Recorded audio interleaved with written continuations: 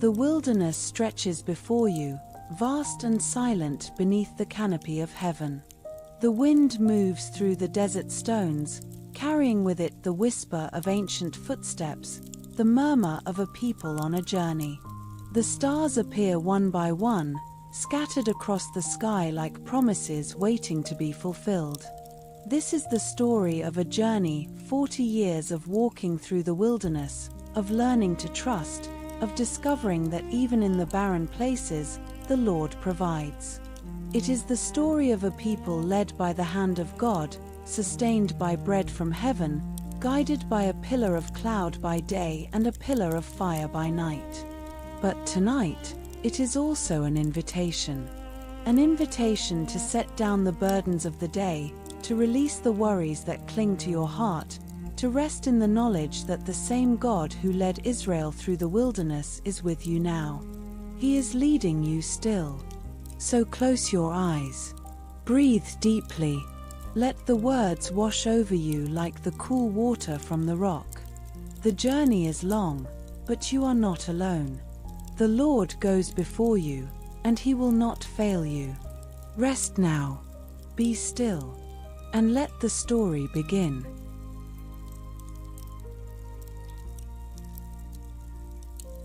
The song of salvation and the bitter waters, the shores of deliverance. The first light of dawn crept across the eastern horizon, painting the sky in shades of rose and gold. The waters of the Red Sea lay still and calm before them, a vast mirror reflecting the awakening heavens. But this was no ordinary morning. This was the morning after salvation. The children of Israel stood upon the far shore, their feet planted on dry sand that moments ago had been the seabed. Behind them, the great wall of water that had parted at the command of the Lord now stood restored, a liquid monument to divine power. Before them stretched the wilderness of Arabia, unknown and untamed, yet somehow less terrifying than the enemy they had left behind. Thousands upon thousands gathered along the shoreline, families clutching one another, mothers holding their children close, fathers standing with their staffs planted firmly in the sand. The silence was profound at first, broken only by the gentle lapping of waves and the distant cry of seabirds wheeling overhead. Then came the murmurs, the whispers of wonder passing from mouth to mouth. They looked back across the water. Scattered along the shore, half submerged in the shallows, lay the remnants of Egypt's might, chariot wheels of gold and bronze, fragments of spears and shields, the twisted remains of armor that had once gleamed in the sun. The bodies of their captors, of the army that had pursued them with murderous intent, now lay still upon the sands. The people of Israel had walked through the heart of the sea on dry ground. The waters had been a wall unto them on their right hand and on their left. And now, in the quiet of that first morning of freedom, they began to understand the magnitude of what had been done for them. They were no longer slaves. They were no longer fugitives. They were the redeemed. Exodus, chapter 14, verses 29 through 31. But the children of Israel walked upon dry land in the midst of the sea, and the waters were a wall unto them on their right hand and on their left. Thus the Lord saved Israel that day out of the hand of the Egyptians, and Israel saw the Egyptians dead upon the sea shore. And Israel saw that great work which the Lord did upon the Egyptians, and the people feared the Lord, and believed the Lord, and his servant Moses. What a moment that must have been, to stand on the shore, to see with their own eyes the power of the Lord displayed so mightily. How often we forget, in the quiet of our own wilderness, that the God who parted the sea is the same God who walks with us still. Rest in that truth tonight. And as the morning sun rose higher over the waters, the people could contain their joy no longer. From the lips of Moses came the first notes of a song, a hymn of deliverance that would echo through the ages.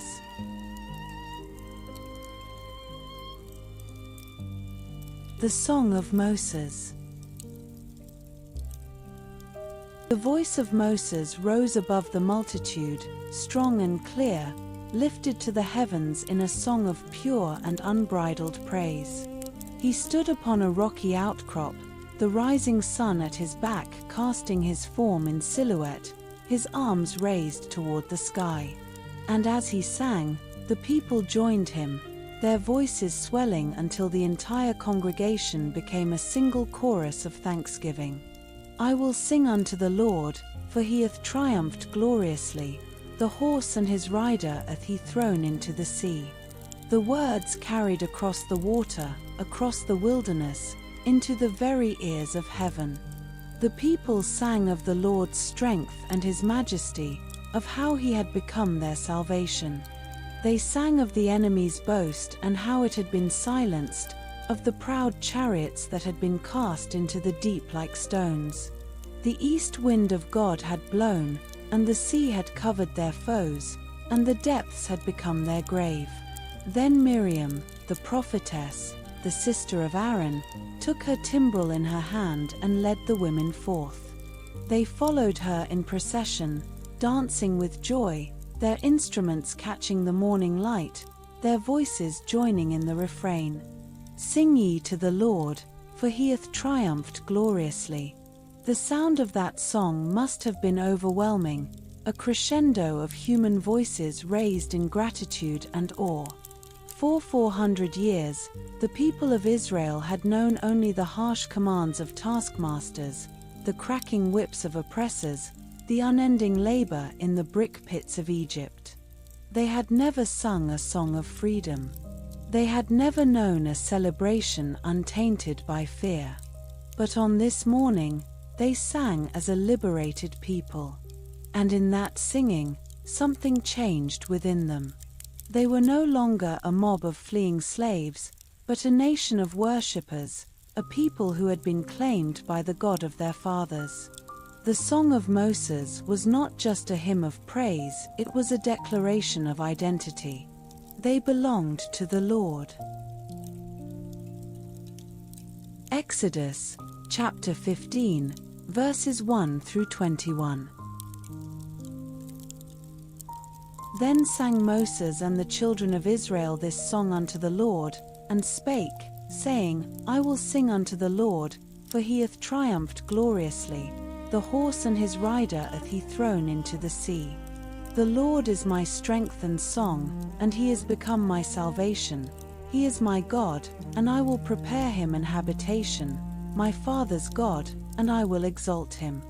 The Lord is a man of war, the Lord is his name. Pharaoh's chariots and his host hath he cast into the sea, his chosen captains also are drowned in the Red Sea. The depths have covered them, they sank into the bottom as a stone. Thy right hand, O Lord, is become glorious in power. Thy right hand, O Lord, hath dashed in pieces the enemy. And in the greatness of thine excellency thou hast overthrown them that rose up against thee. Thou sentest forth thy wrath, which consumed them as stubble. And with the blast of thy nostrils the waters were gathered together, the floods stood upright as an heap, and the depths were congealed in the heart of the sea. The enemy said, I will pursue, I will overtake, I will divide the spoil. My lust shall be satisfied upon them. I will draw my sword, my hand shall destroy them. Thou didst blow with thy wind, the sea covered them. They sank as lead in the mighty waters. Who is like unto thee, O Lord, among the gods? Who is like thee, glorious in holiness, fearful in praises, doing wonders? Thou stretchedst out thy right hand, the earth swallowed them. Thou in thy mercy hast led forth the people which thou hast redeemed. Thou hast guided them in thy strength unto thy holy habitation. The people shall hear, and be afraid, sorrow shall take hold on the inhabitants of Palestina. Then the dukes of Edom shall be amazed, the mighty men of Moab, trembling shall take hold upon them. All the inhabitants of Canaan shall melt away. Fear and dread shall fall upon them. By the greatness of thine arm they shall be as still as a stone, till thy people pass over, O Lord, till the people pass over, which thou hast purchased. Thou shalt bring them in, and plant them in the mountain of thine inheritance, in the place, O Lord, which thou hast made for thee to dwell in the sanctuary, O Lord, which thy hands have established. The Lord shall reign for ever and ever. For the horse of Pharaoh went in with his chariots and with his horsemen into the sea, and the Lord brought again the waters of the sea upon them. But the children of Israel went on dry land in the midst of the sea. And Miriam the prophetess, the sister of Aaron, took a timbrel in her hand, and all the women went out after her with timbrels and with dances. And Miriam answered them, Sing ye to the Lord, for he hath triumphed gloriously. The horse and his rider hath he thrown into the sea. There is a song of deliverance in every soul that has known the hand of God. It may be quiet at times, buried beneath the burdens of this life, but it remains a melody of hope that no circumstance can silence. Rest tonight in the knowledge that you too are redeemed. The celebration eventually faded into the quiet of evening, and the people turned their faces toward the wilderness. They did not yet know what lay ahead, but they trusted the one who had led them through the sea. The journey had begun.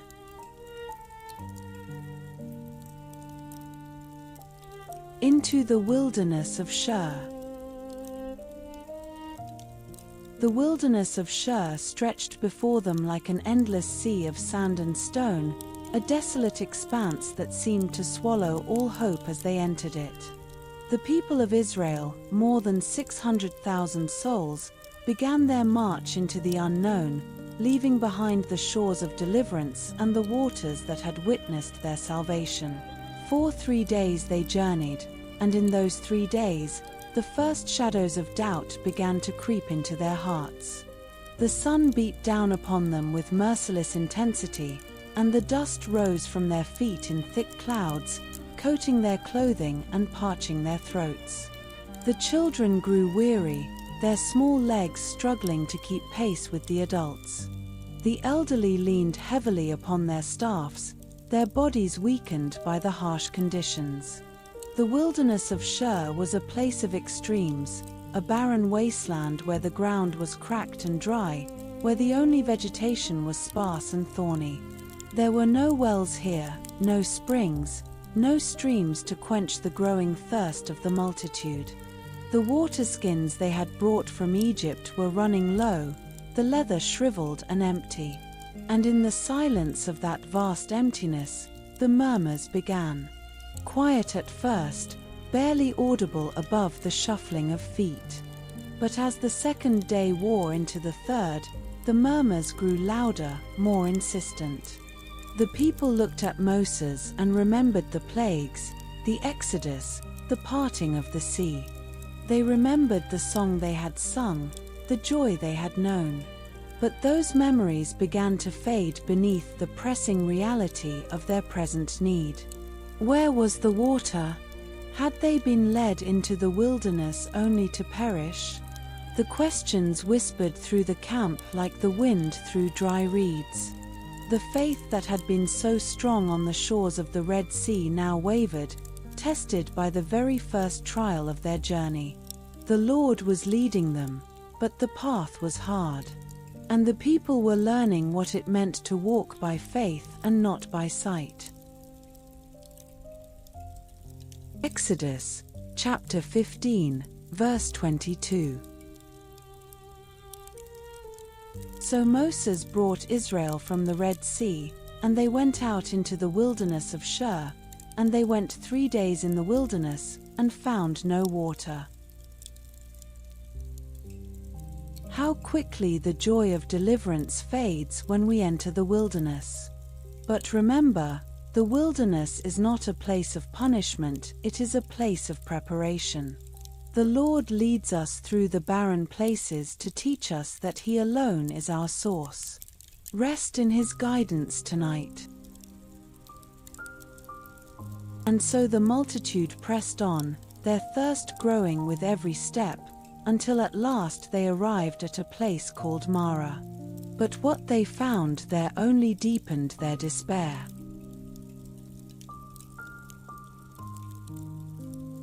The bitter waters of Marah. The cry that went up from the front of the column spread through the multitude like wildfire. Water. They had found water. The people surged forward, their weariness forgotten, their hope renewed. But when they reached the pool and cupped their hands to drink, they found only bitterness. The waters of Marah were undrinkable. They were foul and poisonous, unpalatable to the tongue and harsh upon the throat. The excitement of discovery turned to bitter disappointment, and the disappointment gave way to anger. The people turned on Moses, their faces twisted with frustration and fear. What were they to do? They had traveled 3 days without water, and now, when they had finally found it, it was useless. The grumbling began in earnest now, a chorus of complaint that rose from every corner of the encampment. "What shall we drink?" they demanded, their voices sharp with accusation. They had forgotten the parting of the sea. They had forgotten the song of deliverance. All they could see was the bitter water before them, all they could taste was the salt of their own desperation. Moses stood apart from the crowd, his heart heavy with the burden of leadership. He had led these people out of Egypt, had watched them walk through the sea on dry ground, had sung with them the song of deliverance. And now, in the face of this trial, their faith had crumbled. He turned away from their accusing faces and lifted his voice to heaven, crying out to the Lord for an answer. There, in the presence of the bitter waters and the grumbling multitude, Moses did what he had learned to do in the silence of the wilderness. He turned to God. Exodus, chapter 15, verse 23. And when they came to Marah, they could not drink of the waters of Marah, for they were bitter. Therefore the name of it was called Marah. Bitterness is a familiar taste to the soul that has endured hardship. But the Lord is near to those who cry out to Him. He hears the whispered prayer, the silent plea, the desperate cry of a weary heart. Let your own heart be still, knowing that He hears you too.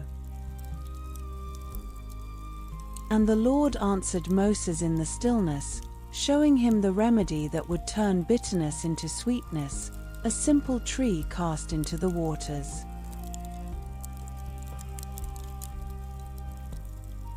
The healing tree. The Lord showed Moses a tree, a single tree growing in that desolate place, its branches reaching toward the heavens as if in silent testimony to the Creator.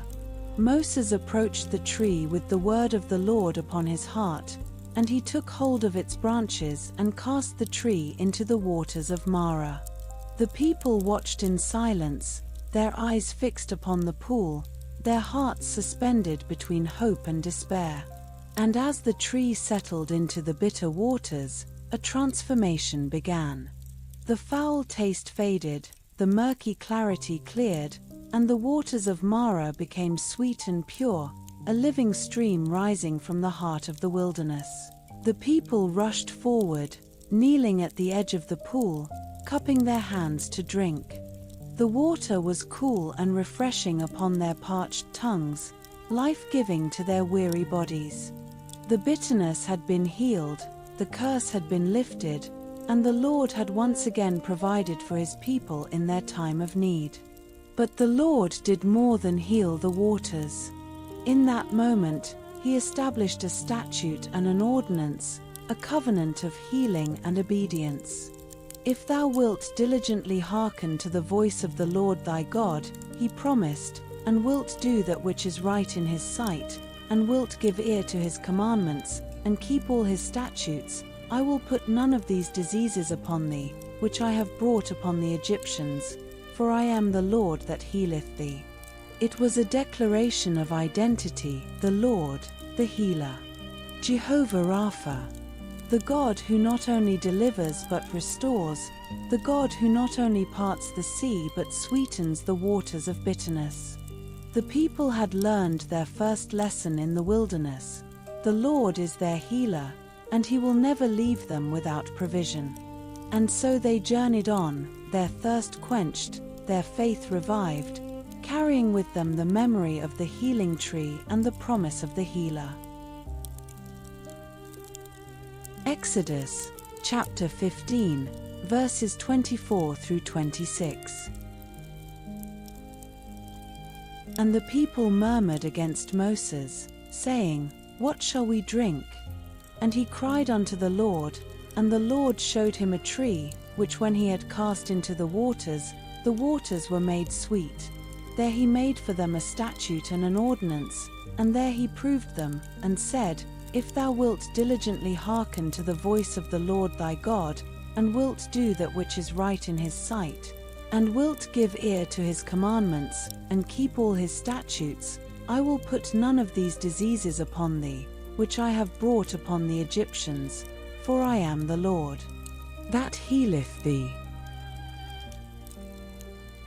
The waters of Marah remind us that even our bitterest trials can be transformed by the touch of the Lord. He is the healer, the one who turns sorrow into joy, bitterness into sweetness, death into life. As you rest, remember that he is still the Lord who heals.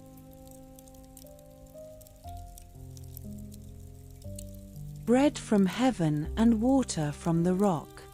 The grumbling in the wilderness. The journey from Marah led the children of Israel to a place of rest and refreshment, a verdant oasis called Elim, where 12 springs of water burst forth from the earth and 70 palm trees swayed in the desert breeze. There they pitched their tents and dwelt for a time, drinking deeply of the cool waters and finding shade beneath the fronds of the date palms. It was a season of peace, a gentle pause in the wilderness journey. But all seasons of rest must eventually come to an end, and the cloud of the Lord rose once more, leading the people forward into the wilderness of sin. This was a vast and desolate region that lay between Elim and Sinai, a place of barrenness and silence where the sun blazed down upon the rocky terrain and the wind carried nothing but the whisper of sand upon stone. It was in this wilderness of sin that the memory of Egypt began to rise again in the hearts of the people. The first month of their journey had passed, and the provisions they had brought from the land of bondage were running low. The people looked around them at the desolation and felt the gnawing hunger in their bellies, and the fear that had been quieted at Marah began to stir once more. The grumbling began softly at first, in whispers around campfires and in murmurs at the edges of the crowd. But soon the voices grew louder, more insistent, until the entire congregation lifted their voices in complaint against Moses and Aaron. Would to God we had died by the hand of the Lord in the land of Egypt, they cried, when we sat by the flesh pots, and when we did eat bread to the full. For ye have brought us forth into this wilderness, to kill this whole assembly with hunger. The memory of Egypt had become sweet to them, their slavery glossed over by the longing of their bellies. They had forgotten the bitterness of bondage, the cracking whips, the murdered infants, the cry of their fathers under oppression. All they could remember now was the food they had eaten, the bread that had filled their stomachs. And in their hunger, they accused their deliverer of leading them only to their deaths. Exodus, chapter 16, verses 1 through 3. And they took their journey from Elim, and all the congregation of the children of Israel came unto the wilderness of Sin, which is between Elim and Sinai, on the 15th day of the 2nd month after their departing out of the land of Egypt. And the whole congregation of the children of Israel murmured against Moses and Aaron in the wilderness. And the children of Israel said unto them, Would to God we had died by the hand of the Lord in the land of Egypt, when we sat by the flesh pots, and when we did eat bread to the full. For ye have brought us forth into this wilderness, to kill this whole assembly with hunger. How quickly we forget the hand that delivered us when our stomachs grow empty. But the Lord does not grow weary of our complaints, nor does he abandon us in our weakness. He sees our hunger and hears our cries. Rest in his patience tonight. The Lord heard the murmuring of his people, and in his mercy, he did not turn away in anger. Instead, he prepared to show them the glory of his provision, a bread that would come down from heaven itself.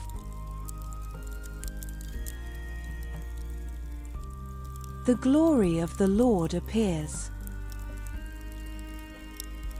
Moses stood before the congregation, his voice carrying across the vast encampment as he spoke the words that the Lord had given him.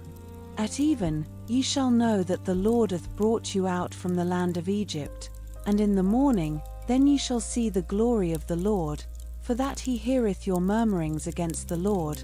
And what are we, that ye murmur against us? The people fell silent, their complaints dying upon their lips as they waited. The sun began to sink toward the horizon, painting the western sky in shades of crimson and gold. And then, as the evening shadows lengthened, the glory of the Lord appeared in the cloud. It was a sight of indescribable beauty. The cloud that had led them through the wilderness began to glow with an inner light, a radiance that seemed to emanate from the very presence of the Almighty. The glory settled over the encampment, a soft and gentle luminescence that filled the people with awe and reverence. The complaints that had filled their mouths were replaced with the breath of wonder. And the Lord spoke to Moses, saying, I have heard the murmurings of the children of Israel. Speak unto them, saying, At even ye shall eat flesh, and in the morning ye shall be filled with bread, and ye shall know that I am the Lord your God.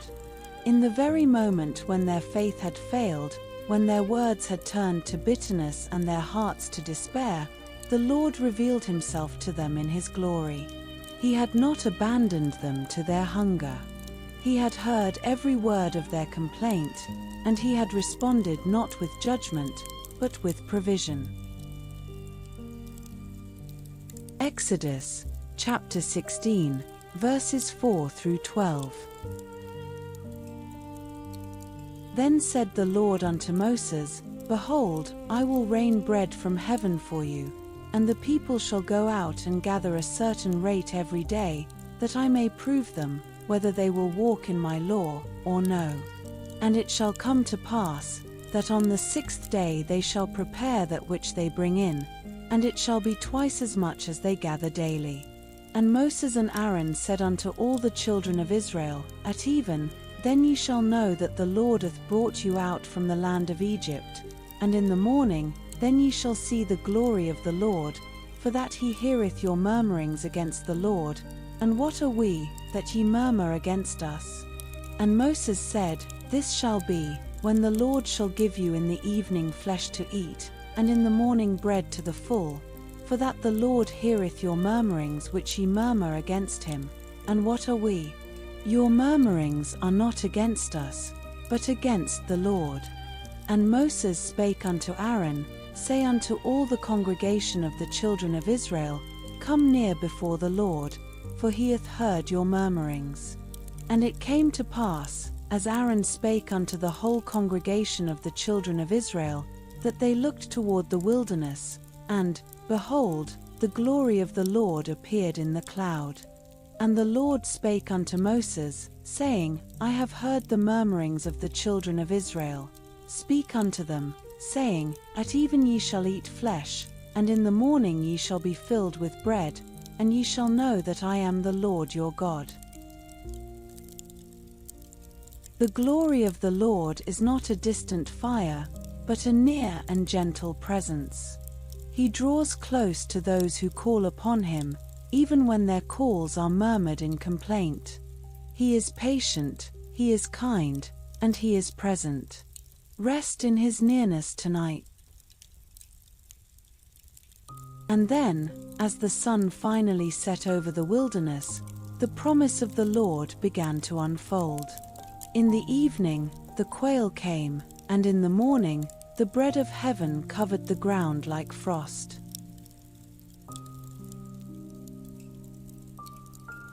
Manna and quail at dawn. The evening came, and with it, the quail. As the sun disappeared below the horizon, a great flock of birds descended upon the encampment, covering the ground around the tents. The people gathered them, their hands filled with the provision of the Lord, and they feasted that night on the flesh that had been sent from heaven. The grumbling ceased, replaced by the sounds of cooking fires and the murmur of grateful voices. But the evening was only the beginning. As the people settled to sleep, the Lord prepared a far greater miracle for the morning. They awoke to find the wilderness transformed. The ground was covered with a white, flaky substance, delicate and fine, like frost upon the earth. It lay upon the rocks and the sand, a gift from heaven that appeared with the morning dew. The people looked upon it in wonder, asking one another, What is it? For they had never seen anything like it. And Moses said to them, This is the bread which the Lord hath given you to eat. The manna was a gift beyond measure, small, round, and white like coriander seed, with a taste that was like wafers made with honey. The people gathered it according to their need, each household collecting enough for the day. The Lord commanded that no one should gather more than they required, and when the sun grew hot, the manna that had not been gathered melted away. For the first time in their journey, the people of Israel experienced daily dependence upon the Lord. They could not store it for the future, could not hoard it for the lean times. They had to trust that the Lord would provide again with the next morning's dew. It was a lesson in faith, in daily reliance upon the God who sustains. Exodus, chapter 16, verses 13 through 18. And it came to pass, that at even the quails came up, and covered the camp, and in the morning the dew lay round about the host. And when the dew that lay was gone up, behold, upon the face of the wilderness there lay a small round thing, as small as the hoar frost on the ground. And when the children of Israel saw it, they said one to another, It is manna, for they wist not what it was. And Moses said unto them, This is the bread which the Lord hath given you to eat. This is the thing which the Lord hath commanded, gather of it every man according to his eating, an omer for every man, according to the number of your persons, take ye every man for them which are in his tents. And the children of Israel did so, and gathered, some more, some less. And when they did meet it with an omer, he that gathered much had nothing over, and he that gathered little had no lack.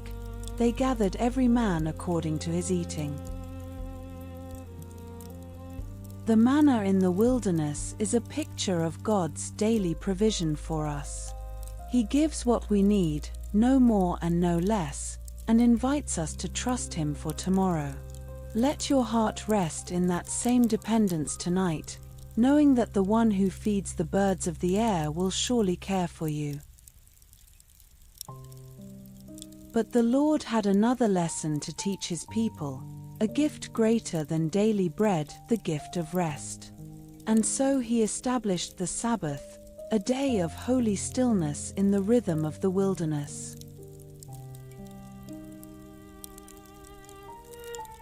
The Sabbath rest established.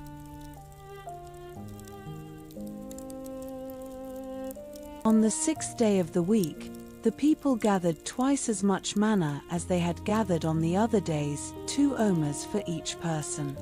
The elders came to Moses, perplexed by this abundance, and Moses spoke to them the word of the Lord. This is that which the Lord hath said, Tomorrow is the rest of the holy Sabbath unto the Lord. Bake that which ye will bake today, and seethe that ye will seethe, and that which remaineth over lay up for you to be kept until the morning. The people obeyed, laying aside the extra manna for the next day, and when they rose on the morning of the 7th day, they found that the portion they had kept had not spoiled. There was no odor of decay, no signs of corruption. The bread of heaven had been preserved by the hand of the Lord, a miracle within the miracle. But when the people went out to gather on the Sabbath, there was no manna to be found. The ground was bare, the white flakes absent from the rocks and the sand. The Lord had given them rest, and in that rest, He had provided for their need. How long refuse ye to keep my commandments and my laws? The Lord asked of them, His voice gentle yet firm. See, for that the Lord hath given you the Sabbath, therefore He giveth you on the 6th day the bread of 2 days. Abide ye every man in his place, let no man go out of his place on the 7th day. And so the people rested. They did not gather, they did not bake, they did not labor. They sat in their tents or walked quietly through the encampment, their hearts still and their hands empty. They experienced the gift of the Sabbath for the first time as a free people, a day of holy rest given by the hand of the Lord. The rhythm was established, 6 days of labor, 6 days of gathering, and 1 day of rest in the presence of God. Exodus, chapter 16, verses 22 through 30. And it came to pass, that on the 6th day they gathered twice as much bread, 2 omers for 1 man, and all the rulers of the congregation came and told Moses.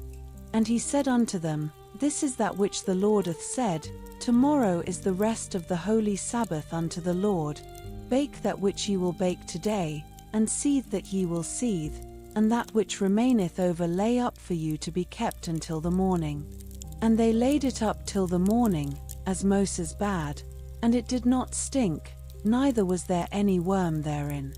And Moses said, Eat that today, for today is a Sabbath unto the Lord, today ye shall not find it in the field. 6 days ye shall gather it, but on the 7th day, which is the Sabbath, in it there shall be none. And it came to pass, that there went out some of the people on the 7th day for to gather, and they found none. And the Lord said unto Moses, How long refuse ye to keep my commandments and my laws? See, for that the Lord hath given you the Sabbath, therefore He giveth you on the 6th day the bread of 2 days. Abide ye every man in his place, let no man go out of his place on the 7th day. So the people rested on the 7th day. The Sabbath is not a burden but a gift. It is the Lord's invitation to set down our labors and rest in His presence. In a world that never stops, the gift of stillness is a gift of grace. Let your heart receive that gift tonight. And so the people journeyed onward, sustained by the bread of heaven and the rest of the Lord. But soon their journey led them to a new challenge, a place without water where their faith would be tested once more.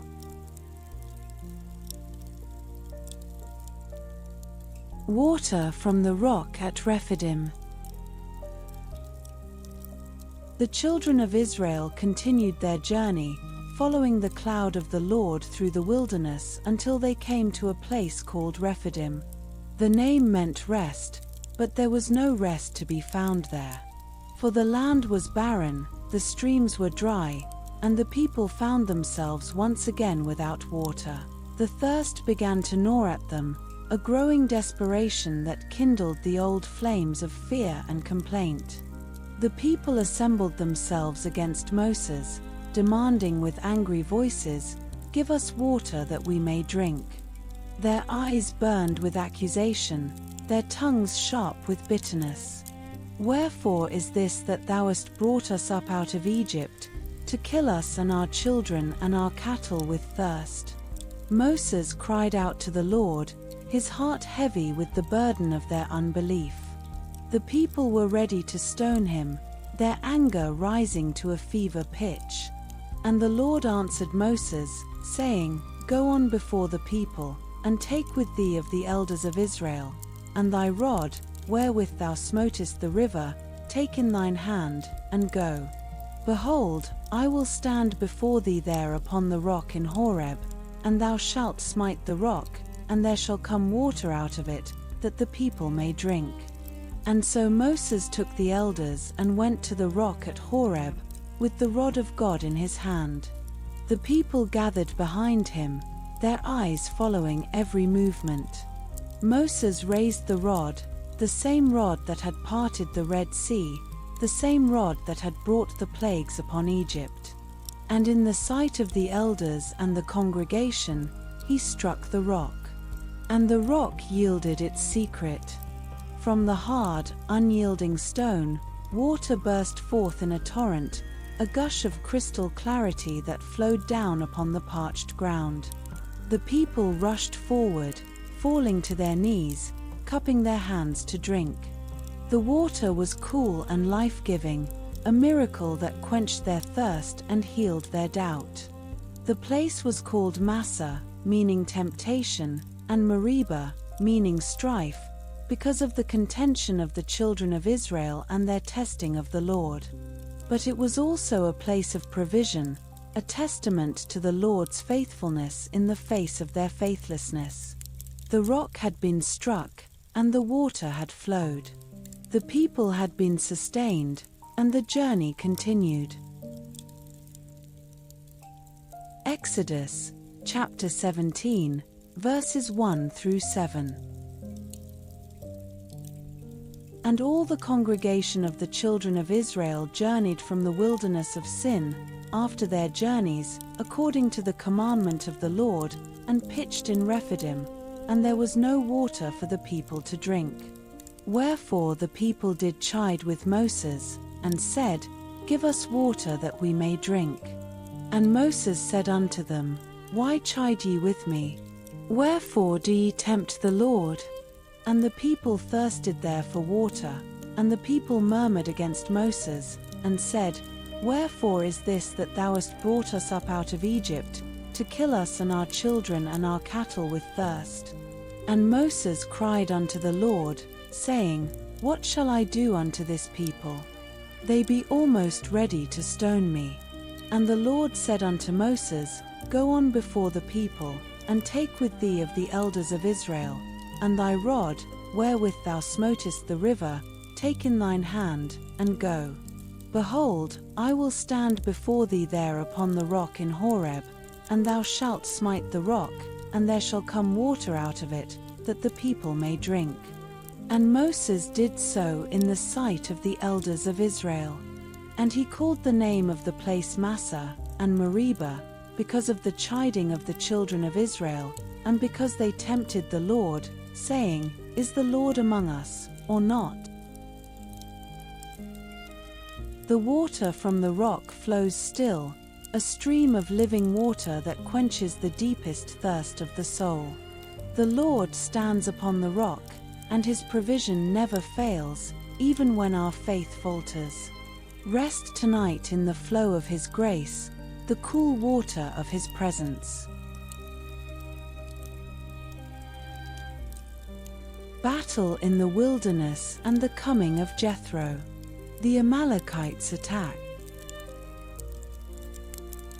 The camp of Israel lay quiet in the early morning light, the sounds of waking life drifting through the tents, the murmur of voices, the lowing of cattle, the cry of a child.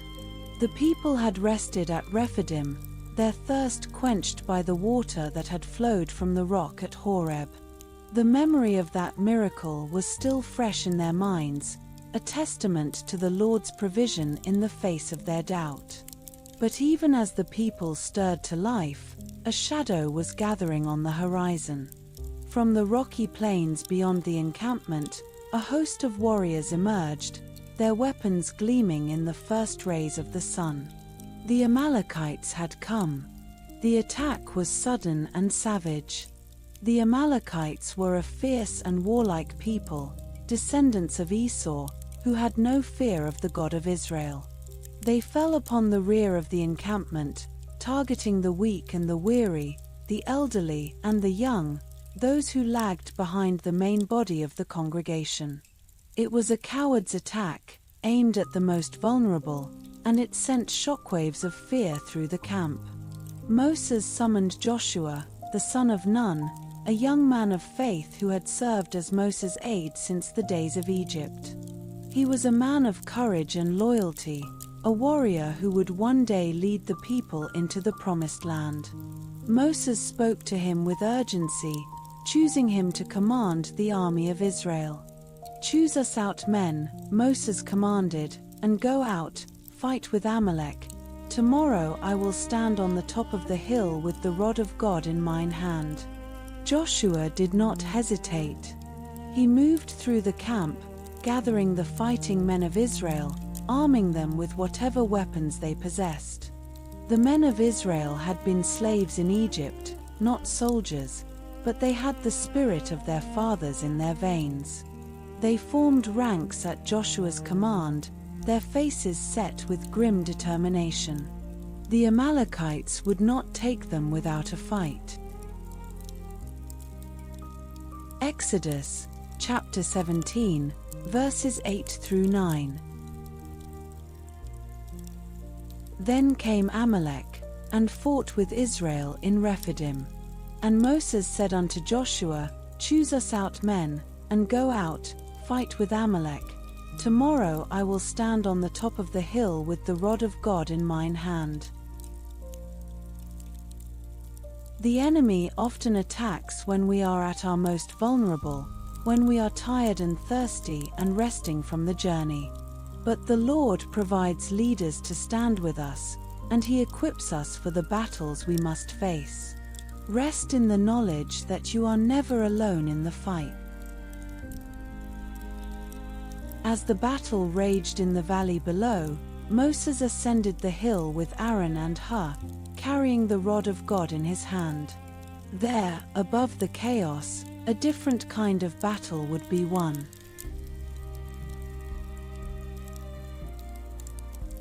The lifted hands of Moses. Moses climbed the hill that overlooked the valley of Rephidim, his steps slow but steady. Aaron, his brother, walked beside him, and Hur, a man of the tribe of Judah, followed close behind. In Moses' hand was the rod of God, the same staff that had parted the Red Sea, the same rod that had struck the rock and brought forth water. It was a symbol of the Lord's power, a tangible reminder of the covenant between God and His people. From the summit, Moses could see the entire battlefield spread out before him. The armies of Israel and Amalek clashed in the rocky valley, the sounds of battle rising like a great cry to the heavens. Joshua led the men of Israel with courage, their swords and spears flashing in the morning light. And then Moses raised his hands. He lifted the rod of God above his head, holding it high as a banner over the battle. And as his hands were raised, a miracle began to unfold. The army of Israel surged forward, gaining ground against their enemies.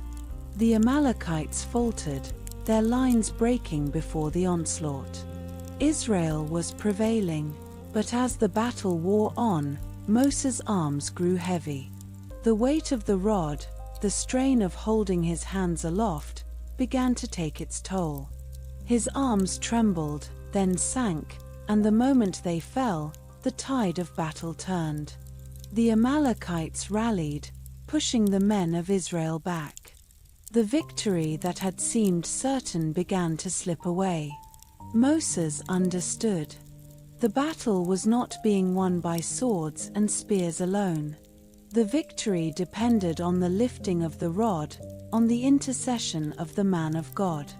His hands were the connection between heaven and earth, and when they faltered, the people faltered with them. Exodus, chapter 17, verses 10 through 11. So Joshua did as Moses had said to him, and fought with Amalek, and Moses, Aaron, and Hur went up to the top of the hill. And it came to pass, when Moses held up his hand, that Israel prevailed, and when he let down his hand, Amalek prevailed. There are battles we cannot win with our own strength alone. There are victories that come only through the lifting of hands in prayer. The Lord invites us to intercede for one another, to hold up the hands of those who are weary. Rest in the knowledge that your prayers are powerful and effective. And so the battle continued, but Moses could not hold his arms aloft alone. It was then that Aaron and Hur stepped forward to offer the support that would turn the tide of the battle and give Israel the victory.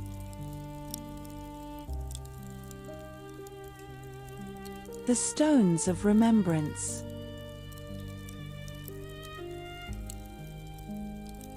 Aaron saw his brother's arms falling, saw the weariness etched upon his face, and he knew what must be done. He and Hur took a stone from the hillside and placed it beneath Moses, giving him a place to sit. Then they took their places on either side of him, each lifting one of his arms, holding them steady. Moses' arms were heavy, weighted with the strain of the battle. Aaron and Hur held them up, one on each side, until the rod of God was lifted high again above the valley. And as the rod rose, the tide of battle turned once more. The men of Israel surged forward, their enemies scattering before them. The sun rose higher and began its long descent toward the horizon. Aaron and Hur held Moses' arms steady hour after hour, their own strength flagging but their resolve unshaken. The battle raged below, the clash of swords and the cries of the wounded filling the air. But on the hilltop, there was only the steady, silent intercession of three men before the Lord.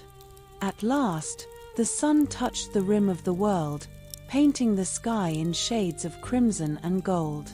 And in that final hour, Israel prevailed. The Amalekites broke and fled, their ranks shattered by the relentless onslaught of Joshua's army.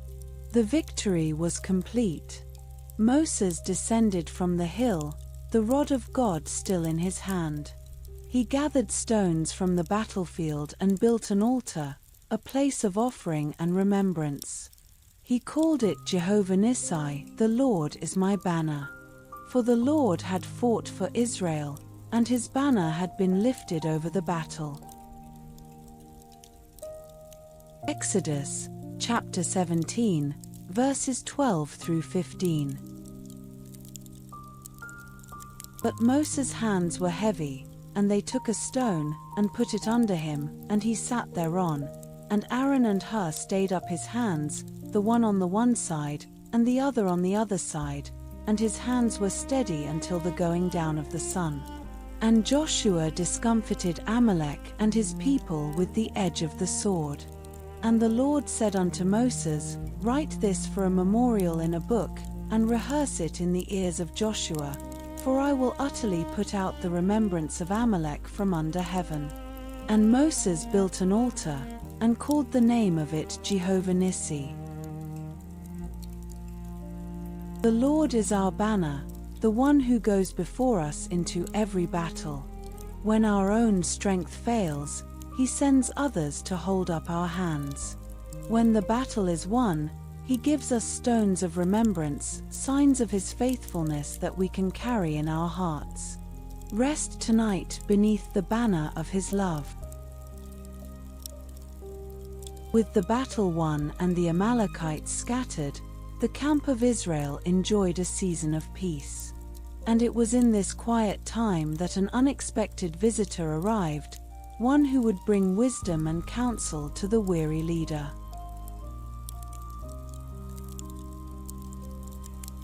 Jethro arrives with Zipporah. Word reached the camp of Israel that a small caravan was approaching from the wilderness. As the travelers drew nearer, Moses recognized the figure at its head, his father-in-law, Jethro, the priest of Midian. Behind him rode Zipporah, Moses' wife, and with her their 2 sons, Gershom and Eleazar. It had been many years since Moses had sent his family back to Midian, years filled with plagues and deliverance and the great journey through the wilderness.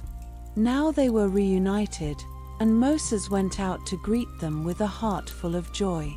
He bowed low before his father-in-law, honoring the man who had welcomed him into his home and given him his daughter in marriage.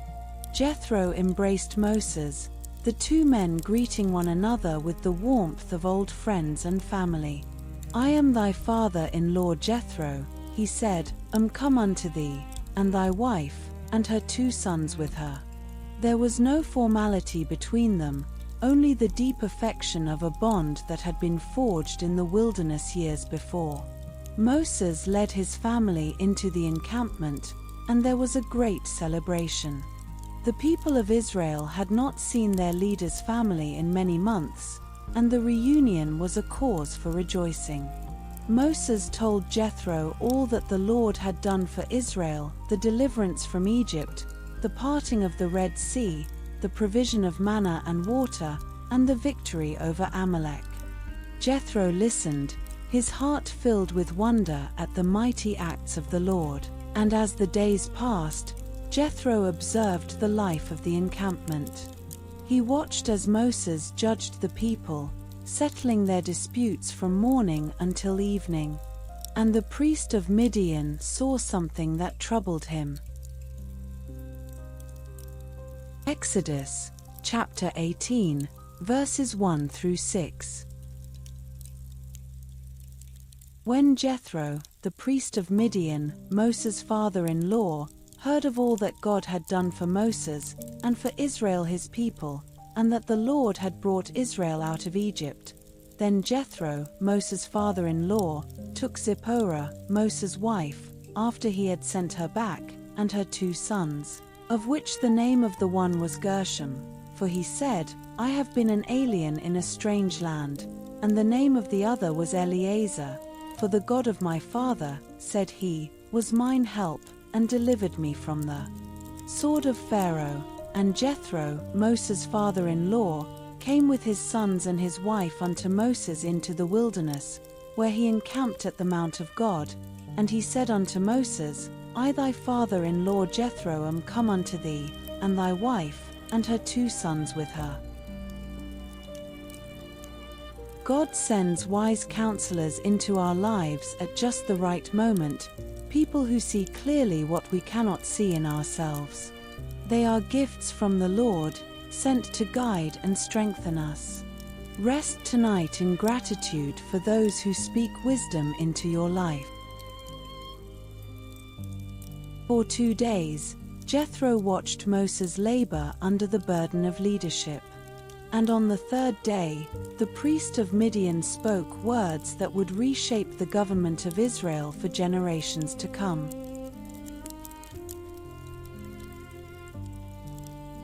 The counsel of Jethro. Jethro observed Moses from morning until evening, watching as the people lined up before him from sunrise to sunset.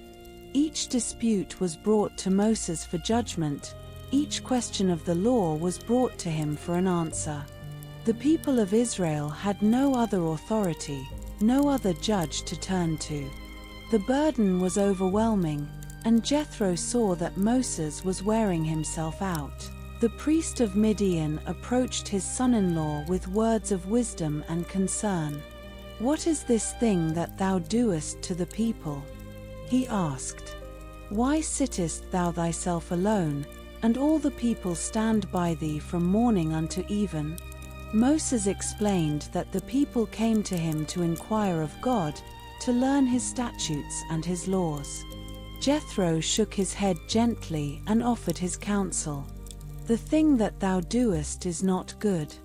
Thou wilt surely wear away, both thou, and this people that is with thee, for this thing is too heavy for thee, thou art not able to perform it thyself alone." He offered a plan, a system of governance that would share the burden of leadership. Moses would represent the people before God and would teach them the statutes and the laws. But he would appoint able men to serve as rulers of thousands, rulers of hundreds, rulers of 50s, and rulers of 10s. These men would judge the smaller matters, bringing only the most difficult cases to Moses. Moses listened to the counsel of his father-in-law, and he saw the wisdom in it. He appointed able men of truth, men who feared God and hated covetousness, and he set them over the people. The burden of leadership was shared, and the people were served more justly. Exodus, chapter 18, verses 13 through 26. And it came to pass on the morrow, that Moses sat to judge the people, and the people stood by Moses from the morning unto the evening. And when Moses' father-in-law saw all that he did to the people, he said, "What is this thing that thou doest to the people? Why sittest thou thyself alone, and all the people stand by thee from morning unto even?" And Moses said unto his father-in-law, "Because the people come unto me to inquire of God, when they have a matter, they come unto me, and I judge between one and another, and I do make them know the statutes of God and his laws." And Moses' father-in-law said unto him, "The thing that thou doest is not good. Thou wilt surely wear away, both thou, and this people that is with thee, for this thing is too heavy for thee, thou art not able to perform it thyself alone. Hearken now unto my voice, I will give thee counsel, and God shall be with thee. Be thou for the people to God ward, that thou mayest bring the causes unto God, and thou shalt teach them ordinances and laws, and shalt show them the way wherein they must walk, and the work that they must do. Moreover thou shalt provide out of all the people able men, such as fear God, men of truth, hating covetousness, and place such over them, to be rulers of thousands, and rulers of hundreds, rulers of 50s, and rulers of 10s.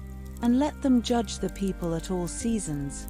And it shall be, that every great matter they shall bring unto thee, but every small matter they shall judge, so shall it be easier for thyself, and they shall bear the burden with thee. If thou shalt do this thing, and God command thee so, then thou shalt be able to endure, and all this people shall also go to their place in peace." So Moses hearkened to the voice of his father-in-law, and did all that he had said. And Moses chose able men out of all Israel, and made them heads over the people, rulers of thousands, rulers of hundreds, rulers of 50s, and rulers of 10s. And they judged the people at all seasons. The hard causes they brought unto Moses, but every small matter they judged themselves.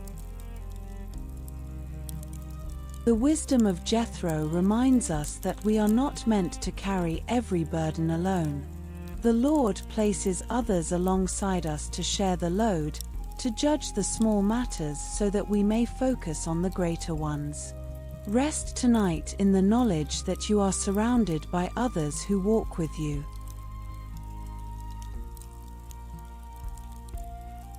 The Mountain of God. Encampment at Sinai. The wilderness of Sinai stretched before the children of Israel, a vast and rugged landscape of granite peaks and rocky valleys. For weeks they had journeyed through this desolate region, following the pillar of cloud by day and the pillar of fire by night. And now, in the 3rd month after their departure from Egypt, the Lord led them to a place of profound significance, the mountain of God. The encampment spread across the plain before the towering peaks, thousands upon thousands of tents arranged in tribal order. The 12 tribes of Israel pitched their dwellings in a vast circle, the tabernacle at the center, and before them rose the sacred mountain. Its summit was shrouded in cloud, a mantle of mystery that seemed to touch the very heavens. The people looked upon it with awe, sensing that they had come to a place unlike any other. Moses ascended the mountain at the Lord's command, his steps slow and reverent upon the rocky slope. The air grew thin and cool as he climbed, and the sounds of the encampment faded behind him. He entered the presence of the Lord, and the voice of God called to him from the mountain, saying, "Thus shalt thou say to the house of Jacob, and tell the children of Israel." The people waited below, their eyes fixed upon the cloud-shrouded peak. They had seen the power of the Lord in Egypt, had walked through the sea, had eaten bread from heaven and drunk water from the rock. But now they were about to experience something new, a direct encounter with the living God. The mountain of Sinai stood before them, and the Lord was about to speak. Exodus, chapter 19, verses 1 through 3. In the 3rd month, when the children of Israel were gone forth out of the land of Egypt, the same day came they into the wilderness of Sinai. For they were departed from Rephidim, and were come to the desert of Sinai, and had pitched in the wilderness, and there Israel camped before the mount. And Moses went up unto God, and the Lord called unto him out of the mountain, saying, "Thus shalt thou say to the house of Jacob, and tell the children of Israel."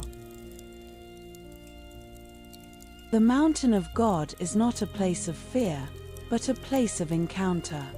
The Lord calls us to draw near, to leave behind the noise of the encampment and ascend into his presence. Rest tonight in the knowledge that he is still calling you to come closer. And so Moses stood before the Lord, receiving the words that would define the identity of God's people. The words were not commands of punishment, but an invitation to relationship.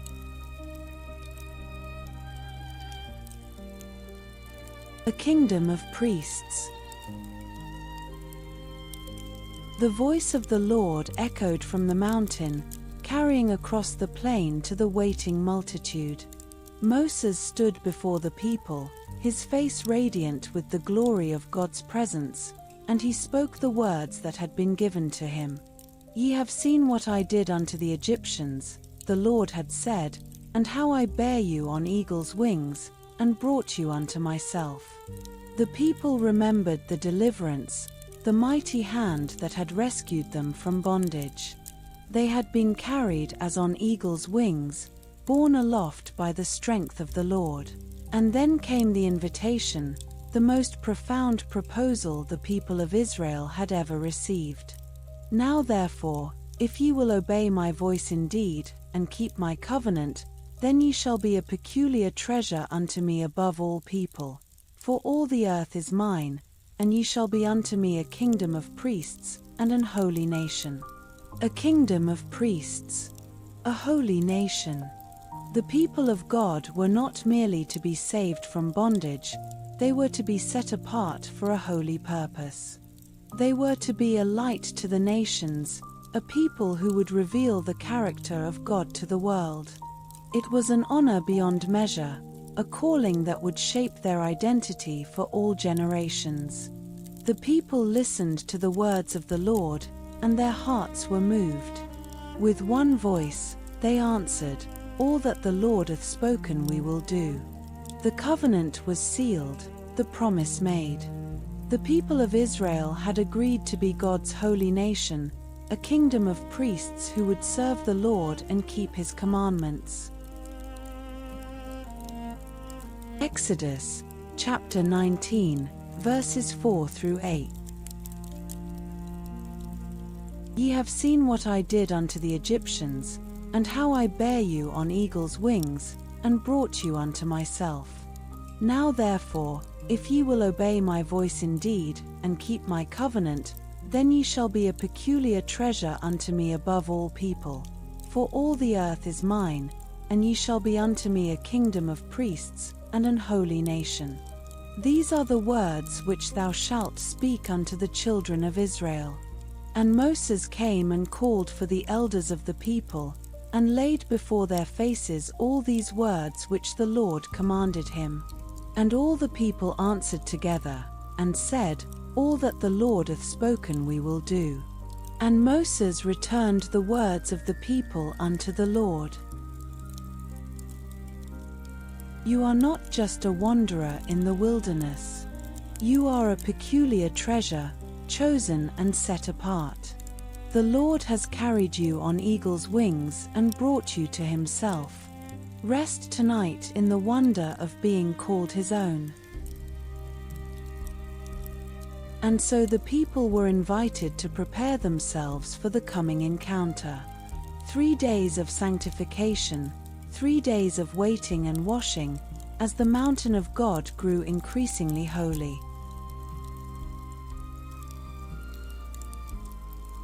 Sanctify the people. The Lord spoke to Moses again, and his words carried a solemn weight. Go unto the people, and sanctify them today and tomorrow, and let them wash their clothes, and be ready against the 3rd day. For the 3rd day the Lord will come down in the sight of all the people upon Mount Sinai. The people were to prepare themselves for the holy encounter. They were to sanctify themselves, to set themselves apart for this sacred moment. Their garments were to be washed, their hearts purified. The Lord was coming down in their sight, and no unclean thing could stand before him. Boundaries were set around the mountain, barriers that the people were not to cross. Thou shalt set bounds unto the people round about, the Lord commanded, saying, Take heed to yourselves, that ye go not up into the mount, or touch the border of it. Whosoever toucheth the mount shall be surely put to death. The holiness of God was not to be approached lightly. The mountain was sacred ground, and the people were to keep their distance. For 3 days, the encampment hummed with preparation. The people washed their garments in the streams, their hands scrubbing the desert dust from the cloth. The priests moved among the tents, marking the boundaries, warning the people to keep their distance. A sense of expectation hung over the camp, a quiet anticipation that grew with each passing day. The Lord was coming down. The God who had spoken from the burning bush, who had parted the sea, who had rained bread from heaven, he was about to speak to all the people. And they were preparing themselves to hear his voice. Exodus, chapter 19, verses 9 through 15. And the Lord said unto Moses, Lo, I come unto thee in a thick cloud, that the people may hear when I speak with thee, and believe thee forever. And Moses told the words of the people unto the Lord. And the Lord said unto Moses, Go unto the people, and sanctify them today and tomorrow, and let them wash their clothes, and be ready against the 3rd day. For the 3rd day the Lord will come down in the sight of all the people upon Mount Sinai. And thou shalt set bounds unto the people round about, saying, Take heed to yourselves, that ye go not up into the mount, or touch the border of it. Whosoever toucheth the mount shall be surely put to death. There shall not an hand touch it, but he shall surely be stoned, or shot through. Whether it be beast or man, it shall not live. When the trumpet soundeth long, they shall come up to the mount. And Moses went down from the mount unto the people, and sanctified the people, and they washed their clothes. And he said unto the people, Be ready against the third day, come not at your wives. Preparation is a sacred act. The Lord invites us to set aside the distractions, to wash away the dust of the journey, and to come before Him with clean hands and pure hearts. Rest tonight in the stillness of preparation, knowing that He is coming to meet you. The third morning dawned, and the people of Israel gathered at the foot of the mountain. What they witnessed that day would never be forgotten.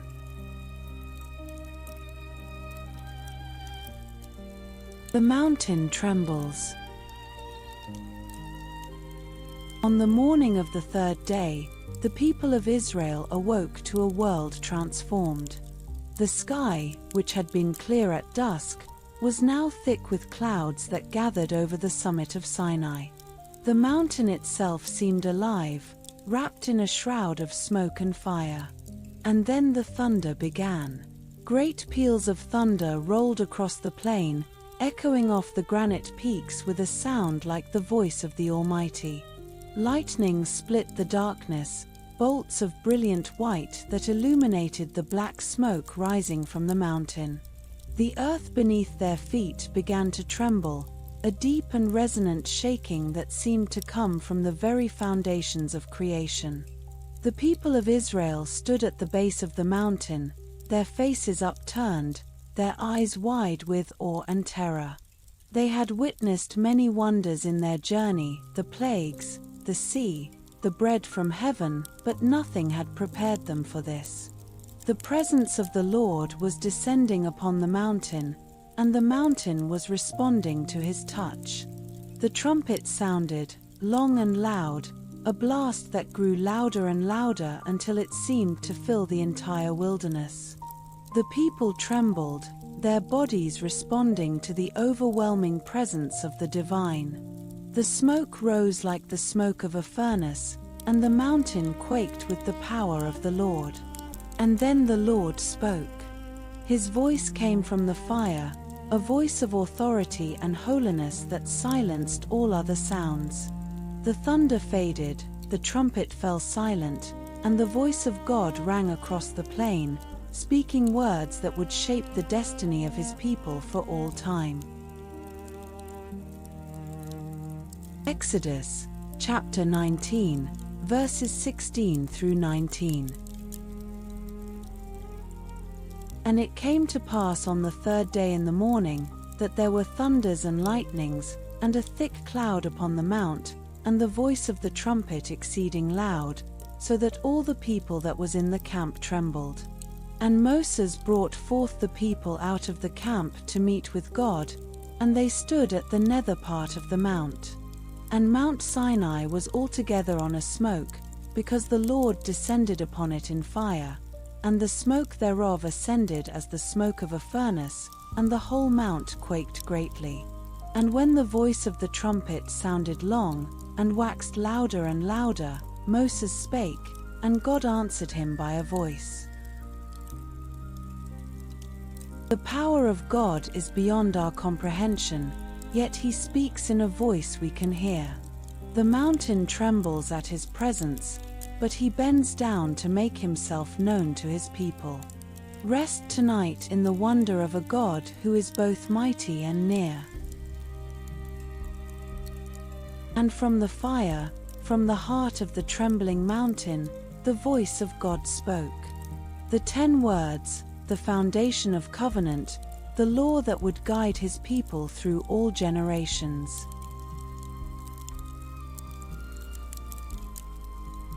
The 10 words.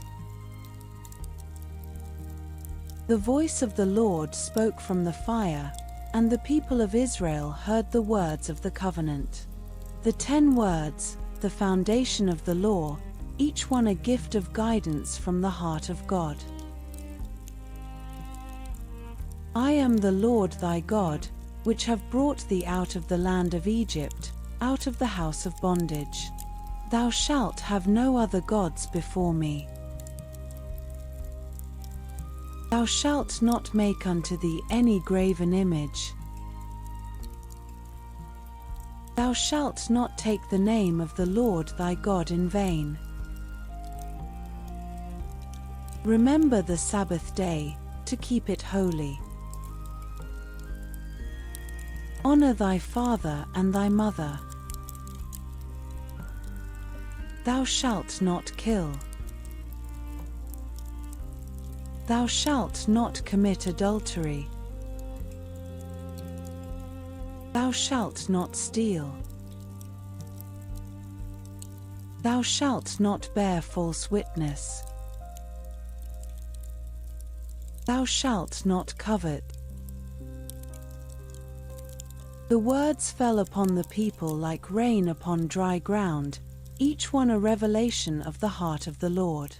The people heard the voice of God and trembled.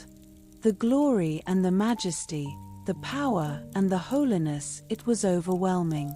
They could not bear it. They withdrew from the mountain, their steps hurried, their hearts pounding with fear. Speak thou with us, they said to Moses, and we will hear, but let not God speak with us, lest we die. The voice of the Lord was too great for them to bear. They needed a mediator, one who would stand between them and the living God. Moses drew near to the thick darkness where God was, and the people remained at a distance. The mountain blazed with fire, the earth trembled, and the words of the covenant were given to the man of God. The 10 words had been spoken, and Israel would never be the same.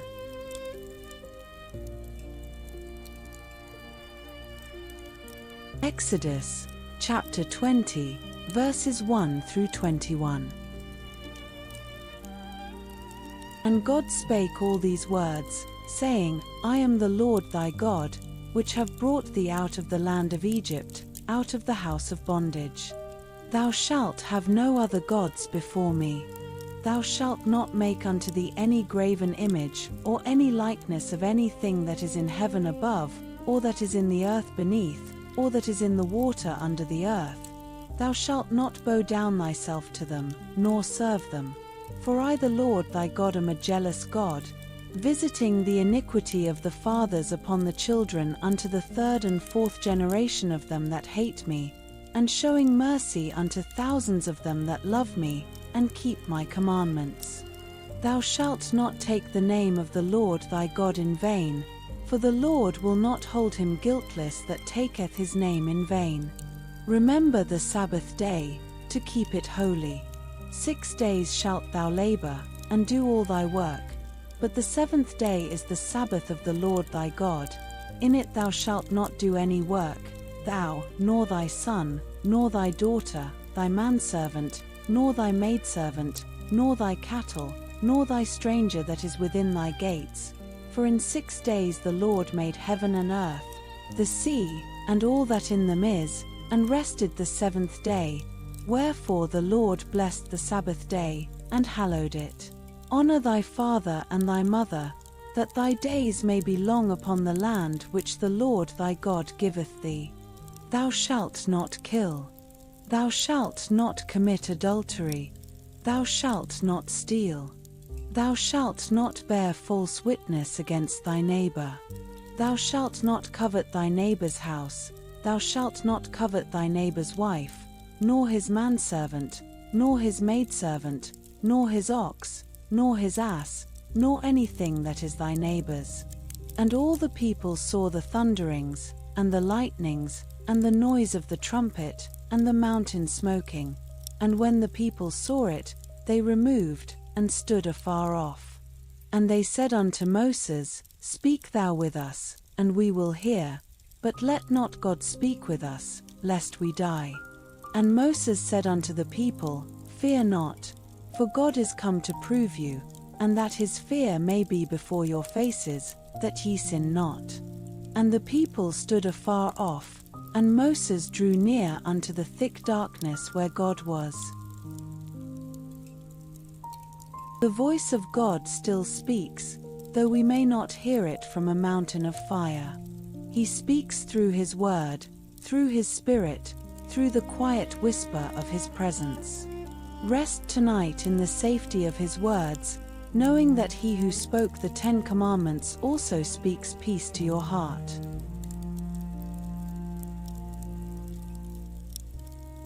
The golden calf and the broken tablets. Moses on the mountain. The cloud covered the mountain of God, and Moses entered into the presence of the Lord. The glory of the Lord descended upon Sinai like a consuming fire, and Moses remained upon the mountain for 40 days and 40 nights. The people below watched from a distance, their eyes fixed upon the cloud-shrouded peak, their hearts filled with awe at the sight of the divine presence. Day after day passed, and still Moses did not return. The sun rose and set, the camp stirred with its daily rhythms, but the man of God remained upon the mountain, receiving the instructions of the Lord. The Lord spoke to Moses of the tabernacle, the dwelling place of His presence. He gave him patterns for the Ark of the Covenant, the table of showbread, the golden lampstand, and the altar of incense. He showed him the design for the curtains, the coverings, and the courtyard of the sanctuary. Every detail was given, every instruction made clear. Moses listened and wrote the words of the Lord. But below, in the plain at the foot of the mountain, a different spirit was stirring. The people of Israel grew restless. 40 days had passed since they had last seen the face of their leader. The cloud still rested upon the mountain, but there was no sign of Moses. The people gathered together, their whispers growing louder, their fear rising like a tide. Where was Moses? Had he abandoned them? Had he perished upon the mountain? The people remembered Egypt, the gods of their captors.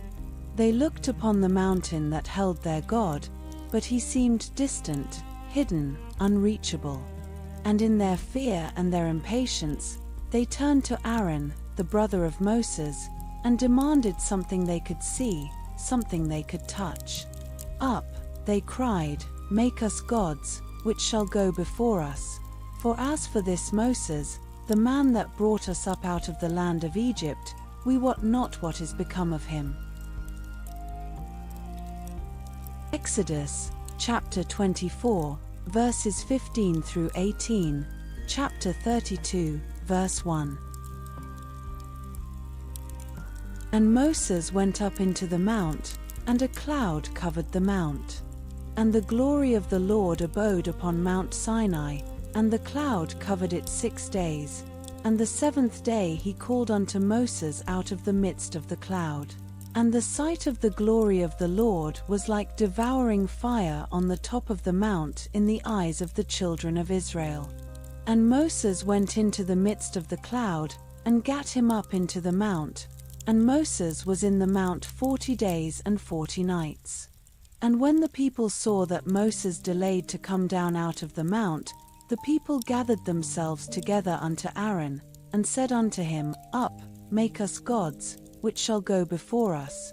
For as for this Moses, the man that brought us up out of the land of Egypt, we wot not what is become of him. How quickly the heart turns to fear when the presence of the Lord seems distant. But even in the waiting, He is at work, giving instructions, preparing blessings, shaping the future of His people. Rest tonight in the knowledge that He has not forgotten you.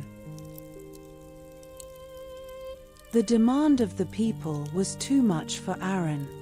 He yielded to their pressure, and a rebellion began that would shake the foundations of the covenant.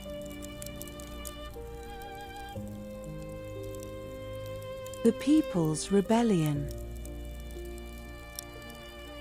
Aaron stood before the multitude, his heart filled with dread at the demands of the people. They wanted gods, something they could see and touch.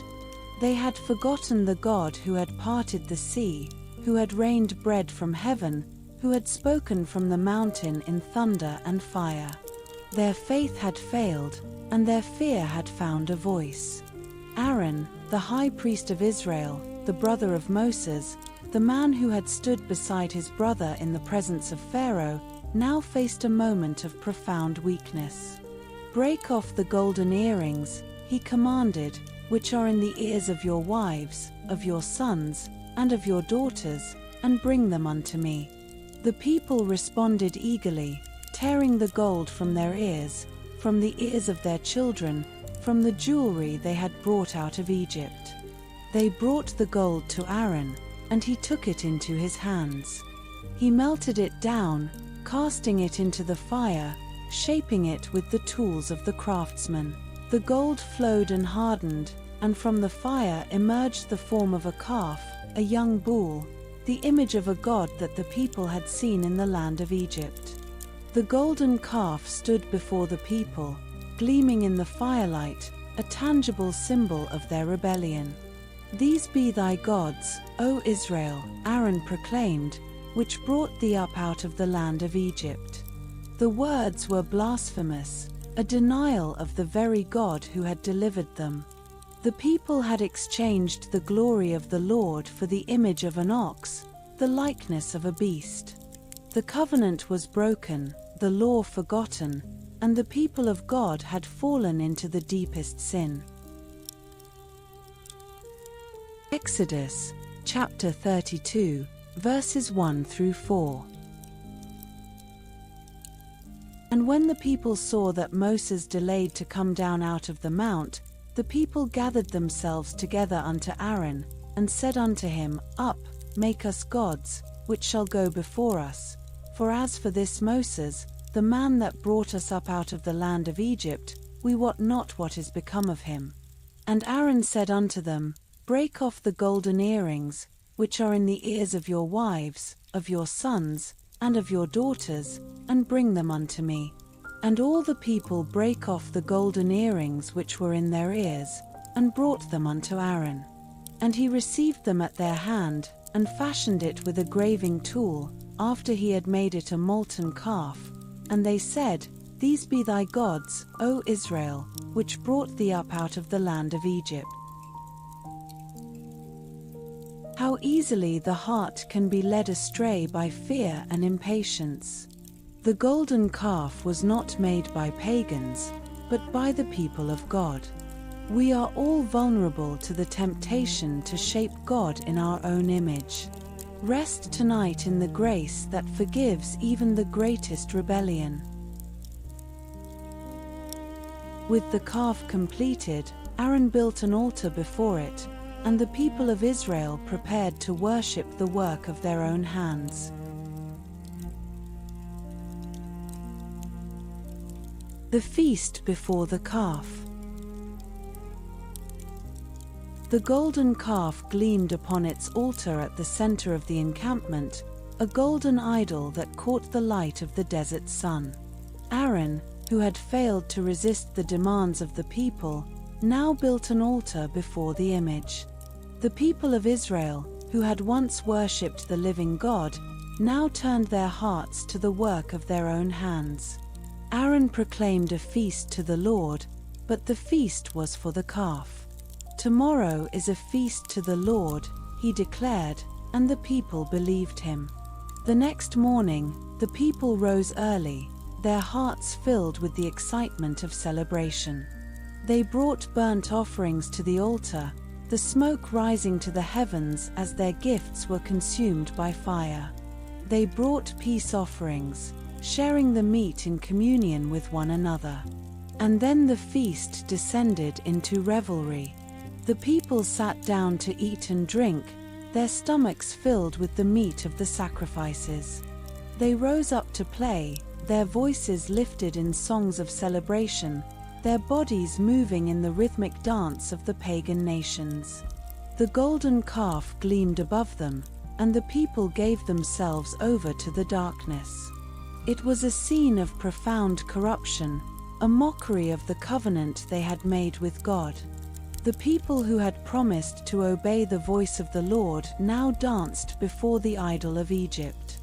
The nation that had been chosen to be a kingdom of priests now behaved like the nations they had left behind. The covenant was broken, the law was trampled, and the people of God had become like the world. The feast continued through the day and into the evening. The sound of revelry echoed across the plain, a bitter contrast to the silence of the mountain where Moses still knelt in the presence of the Lord. Exodus, chapter 32, verses 5 through 6. And when Aaron saw it, he built an altar before it, and Aaron made proclamation, and said, "Tomorrow is a feast to the Lord." And they rose up early on the morrow, and offered burnt offerings, and brought peace offerings. And the people sat down to eat and to drink, and rose up to play. The Feast of the Calf is a reminder of how quickly celebration can become corruption. Our hearts, when turned from the Lord, are capable of great darkness. But even in the midst of our wandering, the Lord sees us and waits for our return. Rest tonight in the mercy that is greater than our sin. The sound of the revelry reached the heights of Sinai, and the Lord spoke to Moses, revealing what was happening in the camp below.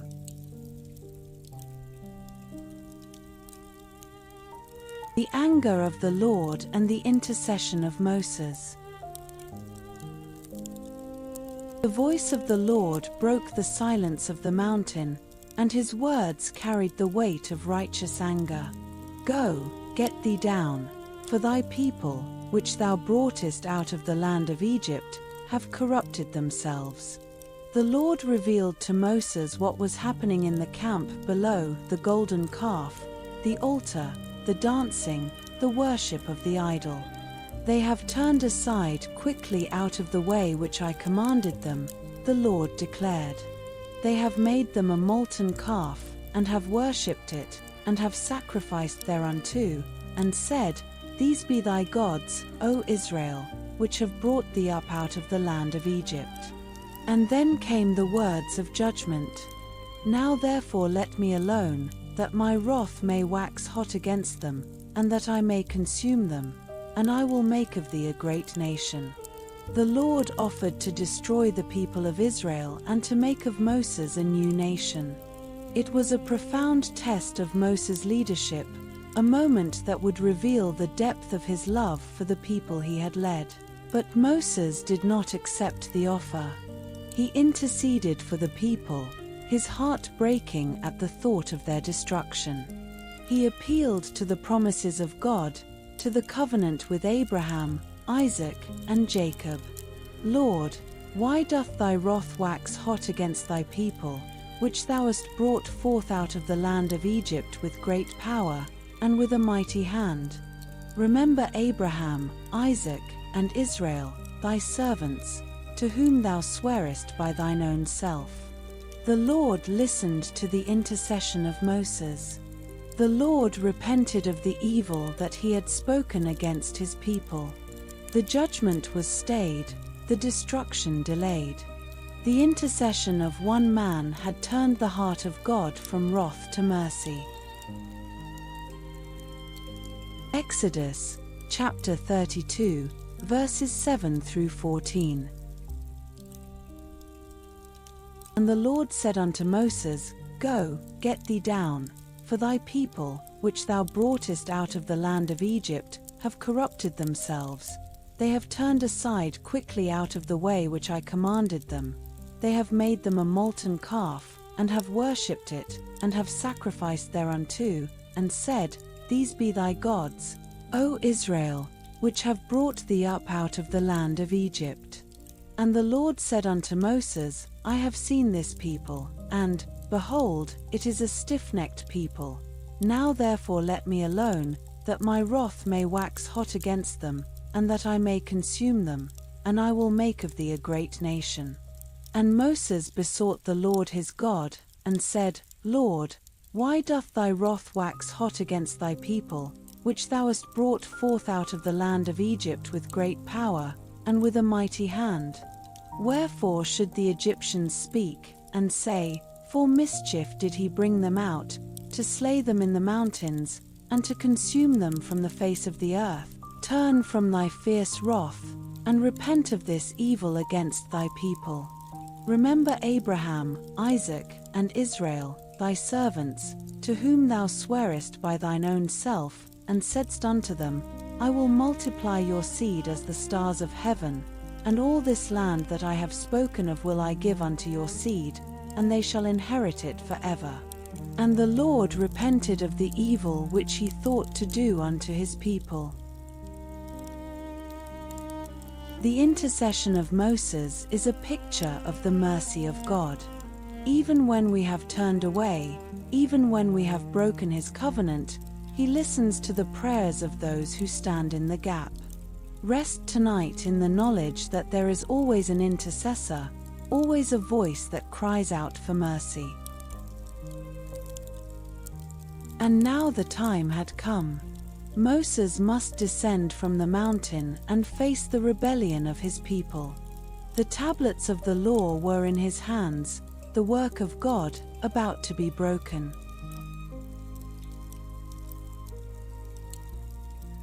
The broken tablets and the golden calf destroyed.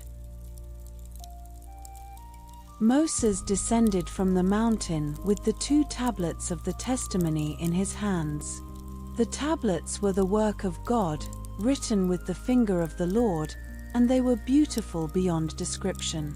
They contained the words of the covenant, the law that had been given from the fire.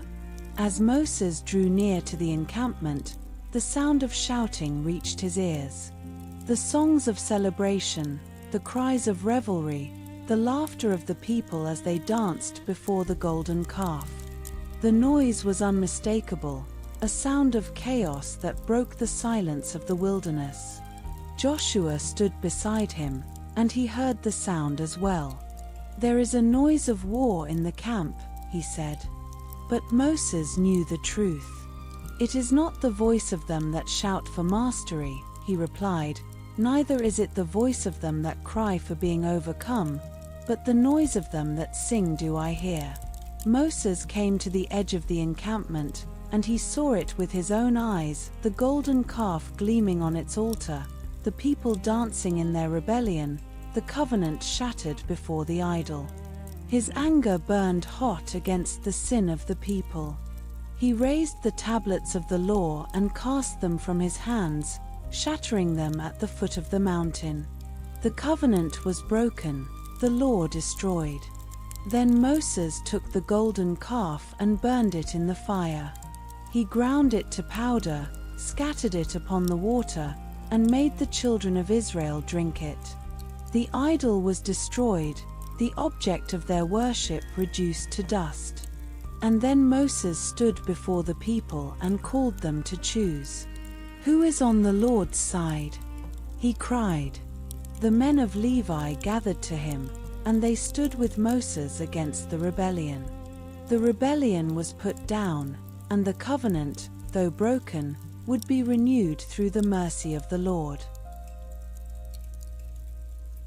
Exodus, chapter 32, verses 15 through 26. And Moses turned, and went down from the mount, and the 2 tables of the testimony were in his hand. The tables were written on both their sides, on the one side and on the other were they written. And the tables were the work of God, and the writing was the writing of God, graven upon the tables. And when Joshua heard the noise of the people as they shouted, he said unto Moses, There is a noise of war in the camp. And he said, It is not the voice of them that shout for mastery, neither is it the voice of them that cry for being overcome, but the noise of them that sing do I hear. And it came to pass, as soon as he came nigh unto the camp, that he saw the calf, and the dancing. And Moses' anger waxed hot, and he cast the tables out of his hands, and brake them beneath the mount. And he took the calf which they had made, and burnt it in the fire, and ground it to powder, and strawed it upon the water, and made the children of Israel drink of it. And Moses said unto Aaron, What did this people unto thee, that thou hast brought so great a sin upon them? And Aaron said, Let not the anger of my Lord wax hot. Thou knowest the people, that they are set on mischief.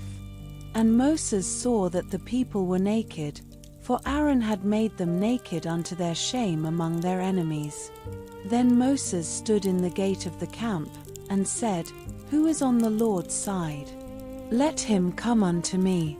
And all the sons of Levi gathered themselves together unto him.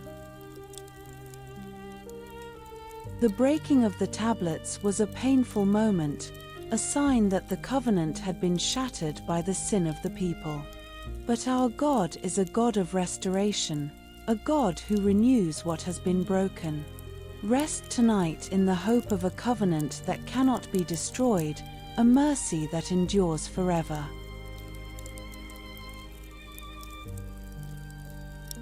The tabernacle of the congregation, the heart that wills. Moses gathered the congregation of Israel together, the people assembling before the tent of meeting. The sin of the golden calf had been dealt with, the covenant renewed, and now the Lord had commanded that a sanctuary be built, a dwelling place where his presence would reside among his people. It was a sacred task, one that would require the dedication and offering of the entire nation. Moses stood before them and spoke the words of the Lord. This is the thing which the Lord commanded, he said. Take ye from among you an offering unto the Lord, whosoever is of a willing heart, let him bring it, an offering of the Lord. The list of materials was extensive: gold, silver, and brass, blue, purple, and scarlet linen, fine twined linen, goat's hair, ram's skins dyed red, badger's skins, acacia wood, oil for the light, spices for the anointing oil and for the sweet incense, onyx stones and stones for setting in the ephod and in the breastplate. Everything needed to build the dwelling place of God. And the people responded with a generosity that surpassed all expectation. Their hearts were stirred, their spirits moved, and they brought offerings to the Lord. Men and women came forward, their hands filled with golden jewelry, with silver rings and bracelets, with precious stones and fine fabrics. The weavers among them brought blue and purple and scarlet, the skilled workers brought their crafts, and the leaders brought the onyx stones and the spices. The offerings were brought day after day, until the craftsmen came to Moses and said, The people bring much more than enough for the service of the work, which the Lord commanded to make. So Moses commanded that the people should stop bringing their offerings. The work of the Lord had been provided for by willing hearts. Exodus, chapter 35, verses 4 through 29. And Moses spake unto all the congregation of the children of Israel, saying, This is the thing which the Lord commanded, saying, Take ye from among you an offering unto the Lord, whosoever is of a willing heart, let him bring it, an offering of the Lord, gold, and silver, and brass, and blue, and purple, and scarlet, and fine linen, and goat's hair, and ram's skins dyed red, and badger's skins, and shittim wood, and oil for the light, and spices for anointing oil, and for the sweet incense, and onyx stones, and stones to be set for the ephod, and for the breastplate. And every wise-hearted among you shall come, and make all that the Lord hath commanded. And all the congregation of the children of Israel departed from the presence of Moses. And they came, every one whose heart stirred him up, and every one whom his spirit made willing, and they brought the Lord's offering to the work of the tabernacle of the congregation, and for all his service, and for the holy garments. And they came, both men and women, as many as were willing-hearted, and brought bracelets, and earrings, and rings, and tablets, all jewels of gold. And every man that offered an offering of gold unto the Lord. And every man, with whom was found blue, and purple, and scarlet, and fine linen, and goat's hair, and red skins of rams, and badgers' skins, brought them. Every one that did offer an offering of silver and brass brought the Lord's offering. And every man, with whom was found shittim wood for any work of the service, brought it. And all the women that were wise-hearted did spin with their hands, and brought that which they had spun, both of blue, and of purple, and of scarlet, and of fine linen. And all the women whose heart stirred them up in wisdom spun goat's hair. And the rulers brought onyx stones, and stones to be set, for the ephod, and for the breastplate, and spice, and oil for the light, and for the anointing oil, and for the sweet incense. The children of Israel brought a willing offering unto the Lord, every man and woman, whose heart made them willing to bring for all manner of work, which the Lord had commanded to be made by the hand of Moses. The people gave not from compulsion, but from willing hearts. The Lord loves a cheerful giver, one whose heart is moved by love for him. Rest tonight in the joy of giving freely to the work of the Lord, knowing that no gift is too small when it is given from the heart. The offerings were gathered, the materials assembled, and now the work of the craftsman began. 2 men were chosen, filled with the Spirit of God, to lead the sacred work.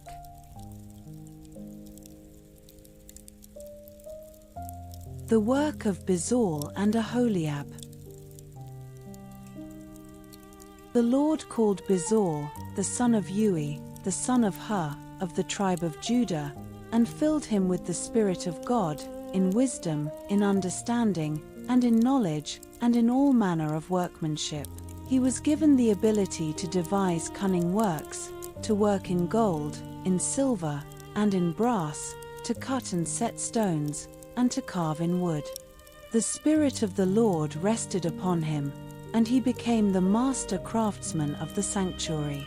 And with him came Aholiab, the son of Ahisamach, of the tribe of Dan, a man skilled in engraving and in embroidery, in the weaving of blue and purple and scarlet.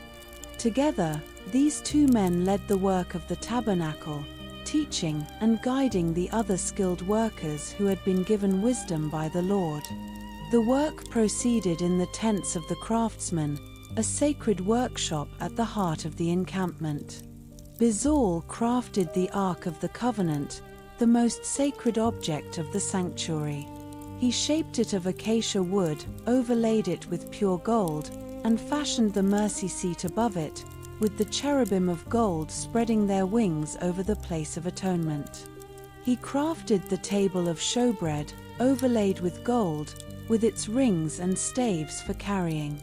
He crafted the golden lampstand, beaten from a single talent of pure gold, with its branches and bowls and flowers, each one a work of exquisite beauty. And Aholiab wove the curtains of the tabernacle, the fine linen embroidered with cherubim, the veil that would separate the holy place from the most holy. The work was done with precision and care, each piece crafted according to the pattern that the Lord had shown to Moses on the mountain. The hand of God was upon the craftsman, and the beauty of the sanctuary began to take shape. Exodus, chapter 31, verses 1 through 11, chapter 37, verses 1 through 24. And the Lord spake unto Moses, saying, See, I have called by name Bezalel the son of Uri, the son of Hur, of the tribe of Judah, and I have filled him with the Spirit of God, in wisdom, and in understanding, and in knowledge, and in all manner of workmanship, to devise cunning works, to work in gold, and in silver, and in brass, and in cutting of stones, to set them, and in carving of timber, to work in all manner of workmanship. And I, behold, I have given with him Aholiab, the son of Ahisamach, of the tribe of Dan, and in the hearts of all that are wise-hearted I have put wisdom, that they may make all that I have commanded thee. And Bezaleel made the ark of shittim wood, 2 cubits and a half was the length of it, and 1 cubit and a half the breadth of it, and 1 cubit and a half the height of it. And he overlaid it with pure gold within and without, and made a crown of gold to it round about.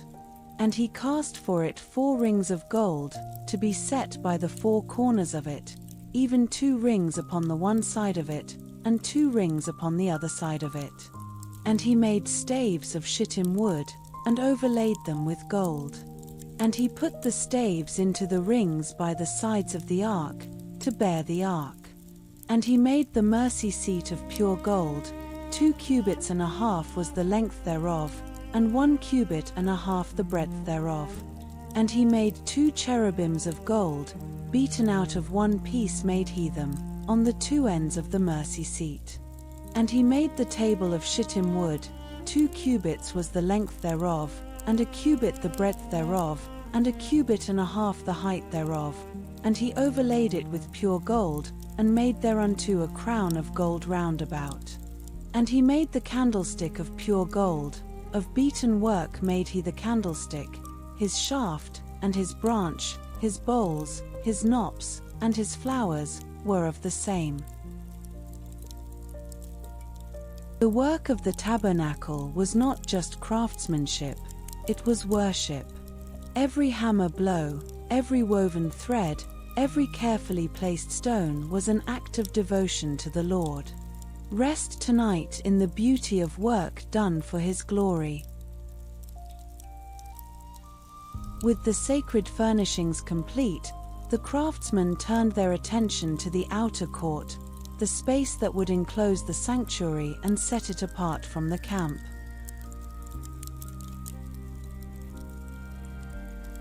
The court and the curtains.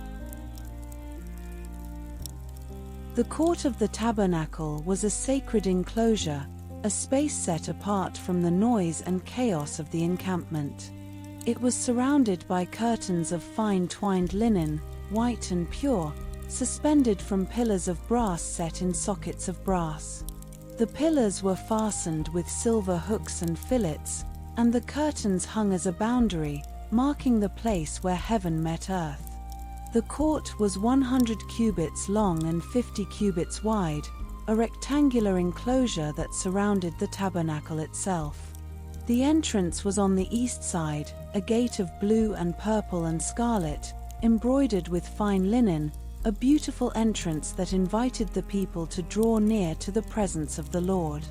Within the court stood the altar of burnt offering, the place where the sacrifices were made, and the laver of brass, the basin where the priests washed their hands and feet before entering the sanctuary. And at the center stood the tabernacle itself, the tent of meeting, the dwelling place of the Most High. The curtains were hung, the pillars were set, and the court was complete. The sanctuary was now enclosed, a sacred space within the heart of the camp. The people of Israel could see it from their tents, a reminder that the Lord dwelt among them. The white curtains gleamed in the desert sun, a beacon of holiness in the midst of the wilderness. The work was done with precision, each pillar placed according to the pattern, each curtain measured exactly as the Lord had commanded. The craftsmen had labored faithfully, and now the court stood ready for the priests to enter. Exodus, chapter 38, verses 9 through 20. And he made the court. On the south side southward the hangings of the court were of fine twined linen, 100 cubits. Their pillars were 20, and their brass end sockets 20. The hooks of the pillars and their fillets were of silver. And for the north side the hangings were 100 cubits. Their pillars were 20, and their sockets of brass 20. The hooks of the pillars and their fillets of silver. And for the west side were hangings of 50 cubits, their pillars 10, and their sockets 10. the hooks of the pillars and their fillets of silver. And for the east side eastward 50 cubits. The hangings of the one side of the gate were 15 cubits, their pillars 3, and their sockets 3. And for the other side of the court gate, on this hand and that hand, were hangings of 15 cubits, their pillars 3, and their sockets 3. All the hangings of the court round about were of fine twined linen, and the sockets for the pillars were of brass, the hooks of the pillars and their fillets of silver, and the overlaying of their chapiters of silver, and all the pillars of the court were filleted with silver. And the hanging for the gate of the court was needlework, of blue, and purple, and scarlet, and fine twined linen, and 20 cubits was the length, and the height in the breadth was 5 cubits, answerable to the hangings of the court. And their pillars were 4, and their sockets of brass 4, their hooks of silver, and the overlaying of their chapiters and their fillets of silver. And all the pins of the tabernacle, and of the court round about, were of brass. Court of the tabernacle was a place of separation, a boundary between the holy and the common. The Lord calls us to be set apart, to live as a people who are distinct from the world. Rest tonight in the beauty of holiness, knowing that you are a sacred dwelling place of God. The tabernacle was complete, and the priests were prepared to serve. The holy garments were woven and sewn, each one a symbol of the sacred calling of the priesthood.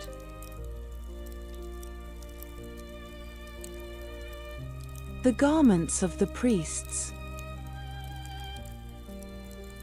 The craftsmen turned their hands to the holy garments, the sacred vestments that Aaron and his sons would wear as they served before the Lord. These were not ordinary garments, they were made for glory and for beauty, each one woven with the finest materials and crafted with the utmost precision. The ephod was made of gold, blue, purple, scarlet, and fine twined linen, cunningly wrought with the work of the embroiderer. 2 shoulder pieces were joined to it, and on the shoulder pieces were set 2 onyx stones, engraved with the names of the tribes of Israel. Aaron would carry the names of the people upon his shoulders as he served before the Lord. The breastplate of judgment was a masterpiece of sacred artistry. It was made of the same materials, folded into a square of a span in length and a span in breadth. Upon it were set 4 rows of precious stones, a sardius, a topaz, and a carbuncle in the first row, an emerald, a sapphire, and a diamond in the second, a ligure, an agate, and an amethyst in the third, and a beryl, an onyx, and a jasper in the fourth. Each stone was engraved with the name of one of the 12 tribes. Aaron would carry the names of the people upon his heart when he entered the holy place. And upon the turban, the mitre of the high priest, was set a plate of pure gold, engraved with the words "Holiness to the Lord." The priests were set apart for holy service, consecrated to the Lord and marked as his own. The holy garments were completed, and Aaron and his sons were prepared to serve the Lord in the sanctuary. Exodus, chapter 39, verses 1 through 31. And of the blue, and purple, and scarlet, they made cloths of service, to do service in the holy place, and made the holy garments for Aaron, as the Lord commanded Moses. And he made the ephod of gold, blue, and purple, and scarlet, and fine twined linen. And they did beat the gold into thin plates, and cut it into wires, to work it in the blue, and in the purple, and in the scarlet, and in the fine linen, with cunning work. And they made the breastplate of the ephod, and put the 2 wreathen chains of gold in the 2 rings. And they made 2 ouches of gold, and 2 gold rings, and put the 2 rings in the 2 ends of the breastplate. And they put the 2 wreathen chains of gold in the 2 rings on the ends of the breastplate. And they made the robe of the ephod of woven work, all of blue. And they made upon the hems of the robe pomegranates of blue, and purple, and scarlet, and twined linen. And they made bells of pure gold, and put the bells between the pomegranates upon the hem of the robe. And they made coats of fine linen of woven work for Aaron, and for his sons. And they made the mitre of fine linen, and the goodly bonnets of fine linen, and linen breeches of fine twined linen. And they made the plate of the holy crown of pure gold, and wrote upon it a writing, like to the engravings of a signet, Holiness to the Lord. The garments of the priests were a picture of the holiness that is required to approach the Lord. But we do not need to approach in our own righteousness. We are clothed in the righteousness of Christ. Rest tonight in the knowledge that you are clothed with His holiness. The day had come. The tabernacle was complete, the garments were made, and the priests were consecrated. The Lord was about to fill the sanctuary with His glory.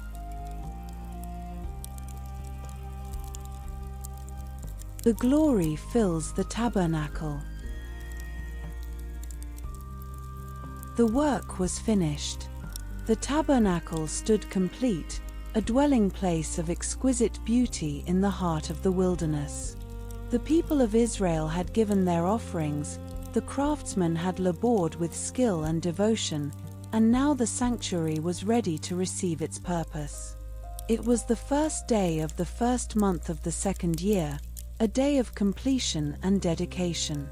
Moses raised the tabernacle, setting each piece in its proper place.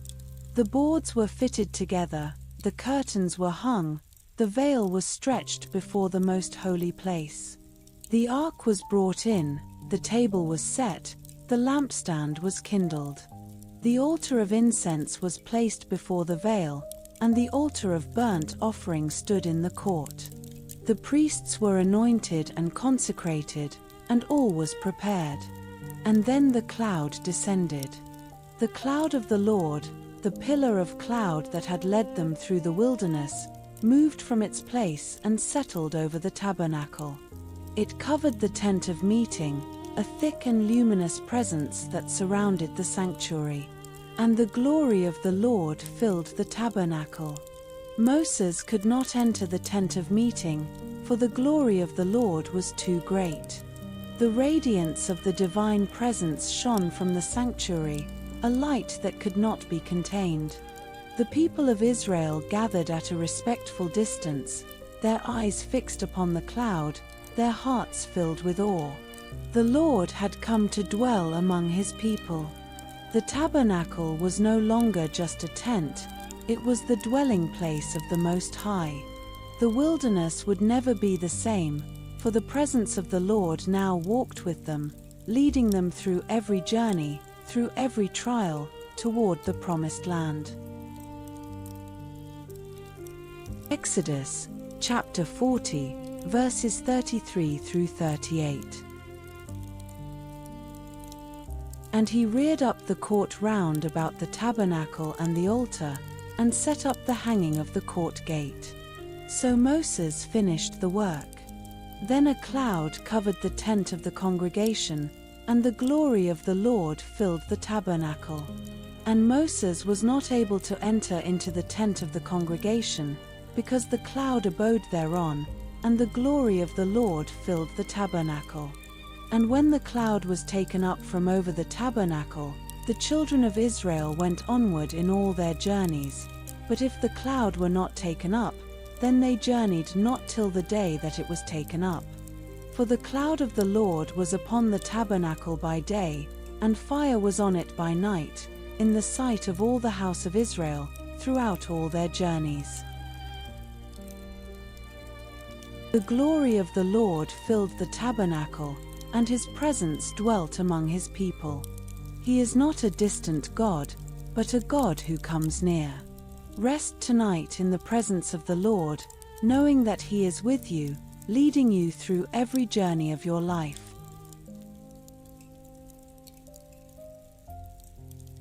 Murmuring and the plague of fire.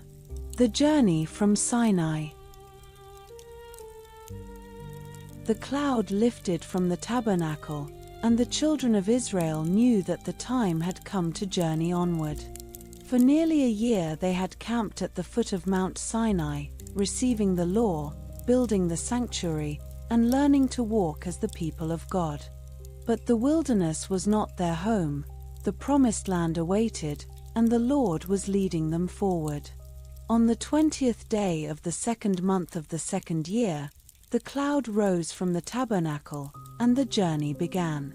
The tribes of Israel assembled in their appointed order, each family taking its place in the great procession. The standard of Judah led the way, followed by the tribes of Issachar and Zebulun. Then came the Gershonites and Merarites, carrying the tabernacle upon their shoulders.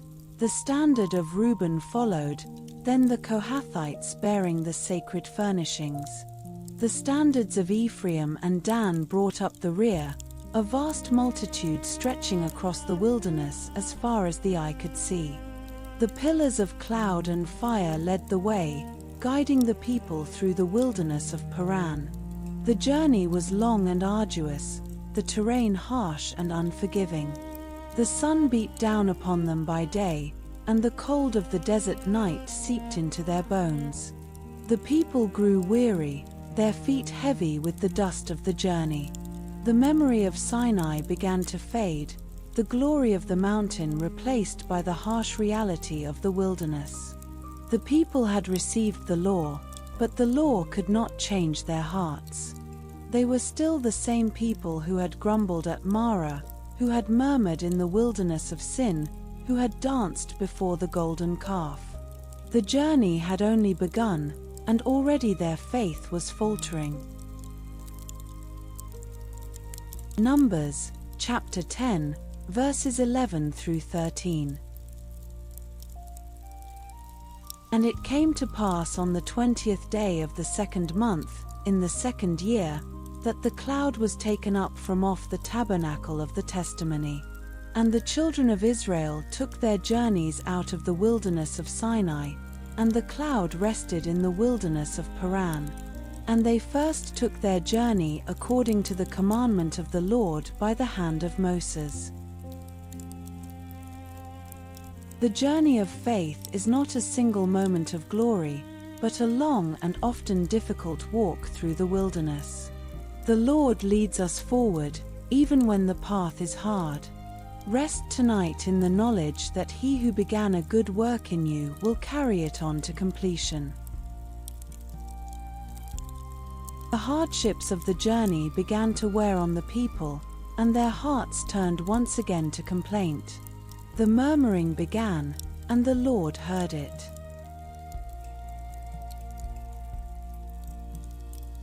The complaining of the people.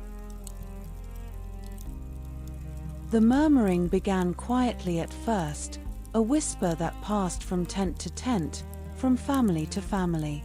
The people complained of their hardships, the difficulty of the journey, the endless dust and heat, the weariness of their feet. They spoke against the Lord, their words filled with ingratitude and discontent. It was better in Egypt, they whispered. We had food and water there. We had rest from our labors. Why did the Lord bring us into this wilderness to die? The words were evil, spoken in the hearing of the Lord. And the Lord heard them. His anger was kindled against the people, a righteous anger that burned like fire. The fire of the Lord descended from the heavens, a column of flame that fell upon the outskirts of the encampment. It consumed the tents, the belongings, the very ground where the complainers had gathered. The people cried out in terror, their voices rising above the crackling of the flames. They saw the power of the Lord and trembled. The people ran to Moses, their hearts filled with fear and repentance. Pray unto the Lord, they cried, that He may take away the fire. Moses cried out to the Lord, and the fire abated. The flames were quenched, the judgment stayed. But the memory of the fire remained, a reminder of the Lord's holiness and the cost of complaining against him. The place was named Taberah, meaning burning, for the fire of the Lord had burned among them. Numbers, chapter 11, verses 1 through 3. And when the people complained, it displeased the Lord, and the Lord heard it, and his anger was kindled, and the fire of the Lord burnt among them, and consumed them that were in the uttermost parts of the camp. And the people cried unto Moses, and when Moses prayed unto the Lord, the fire was quenched. And he called the name of the place Taberah, because the fire of the Lord burnt among them. The complaining heart is a dangerous thing, for it speaks against the Lord who provides and protects. But even in judgment, the Lord is merciful. He hears the cry of his people and quenches the fire. Rest tonight in the mercy of a God who is slow to anger and abounding in steadfast love. The fire was quenched, but the complaining did not cease. The people continued to murmur, and the burden of their discontent fell heavily upon Moses.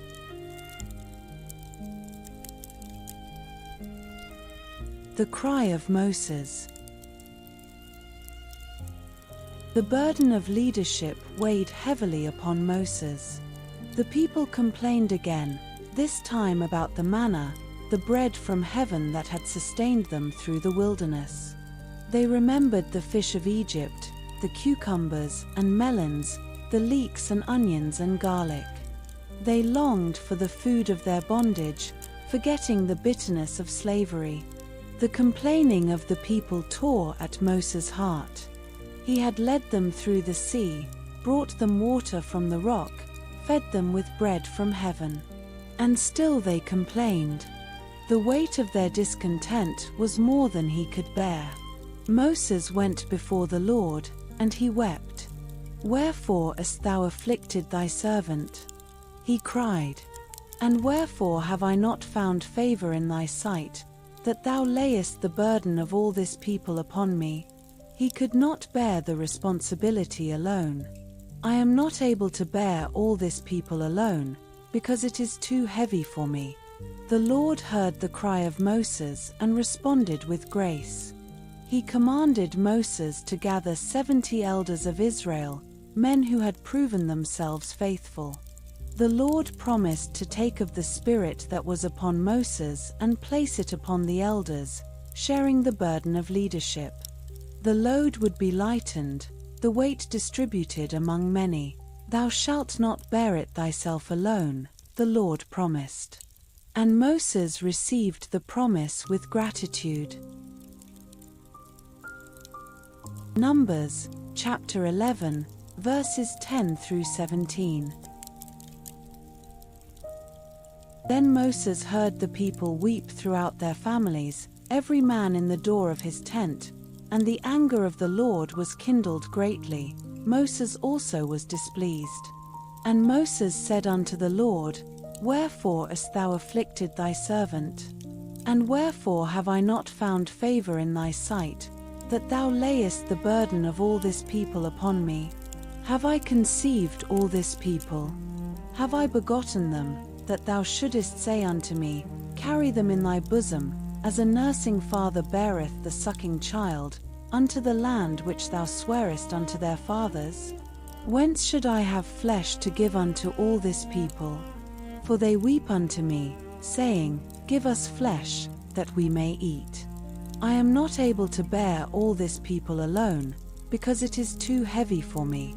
And if thou deal thus with me, kill me, I pray thee, out of hand, if I have found favor in thy sight, and let me not see my wretchedness.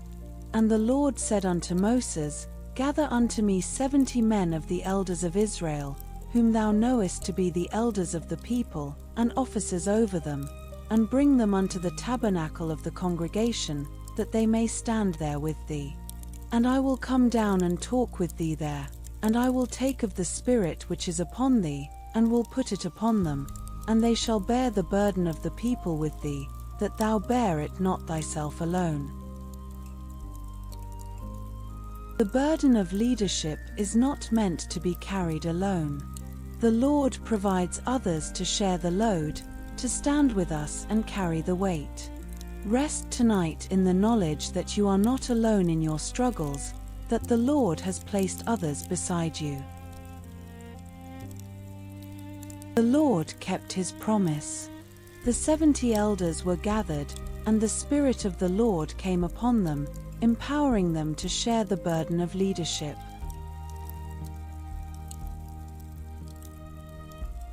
The 70 elders. Moses gathered the 70 elders of Israel, men who had proven themselves faithful, leaders of the tribes and families. He brought them to the tabernacle of the congregation, and they stood before the Lord, their hearts prepared for the work that was to come. The Lord descended in the cloud and spoke with Moses. And he took of the Spirit that was upon Moses and placed it upon the 70 elders. The Spirit of the Lord came upon them, and they began to prophesy. The words of the Lord flowed from their lips, a prophetic testimony to the power of God. The elders prophesied, and then they ceased. They returned to their places, their hearts filled with the Spirit of the Lord. But 2 men, Eld and Medad, had remained in the camp. The Spirit rested upon them as well, and they prophesied in the camp, their voices carrying through the tents of Israel. A young man ran to tell Moses, and Joshua, the son of Nun, spoke with concern.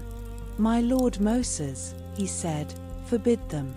Joshua was protective of his leader, fearing that the authority of Moses would be diminished. But Moses answered with a heart of grace, "Enviest thou for my sake? Would God that all the Lord's people were prophets, and that the Lord would put his Spirit upon them." Moses did not hoard the Spirit, did not fear the gifts of others. He longed for all the people to know the presence of the Lord. The Spirit of the Lord was poured out, and the burden of leadership was shared. Moses was not alone. Numbers, chapter 11, verses 24 through 30. And Moses went out, and told the people the words of the Lord, and gathered the 70 men of the elders of the people, and set them round about the tabernacle. And the Lord came down in a cloud, and spake unto him, and took of the Spirit that was upon him, and gave it unto the 70 elders. And it came to pass, that, when the Spirit rested upon them, they prophesied, and did not cease. But there remained 2 of the men in the camp, the name of the one was Eld, and the name of the other Medad, and the Spirit rested upon them, and they were of them that were written, but went not out unto the tabernacle, and they prophesied in the camp. And there ran a young man, and told Moses, and said, Eld and Medad do prophesy in the camp. And Joshua the son of Nun, the servant of Moses, one of his young men, answered and said, My lord Moses, forbid them. And Moses said unto him, Enviest thou for my sake? Would God that all the Lord's people were prophets, and that the Lord would put his Spirit upon them. And Moses gat him into the camp, he and the elders of Israel. The Spirit of the Lord is not given to a select few, but to all who seek him. Moses longed for all the people to know the presence of the Lord. Rest tonight in the knowledge that the Spirit is available to you, that you too can know the presence of the living God. The complaint of the people, however, had not been fully answered. They had asked for meat, and the Lord would give it to them. But the provision would come with a warning.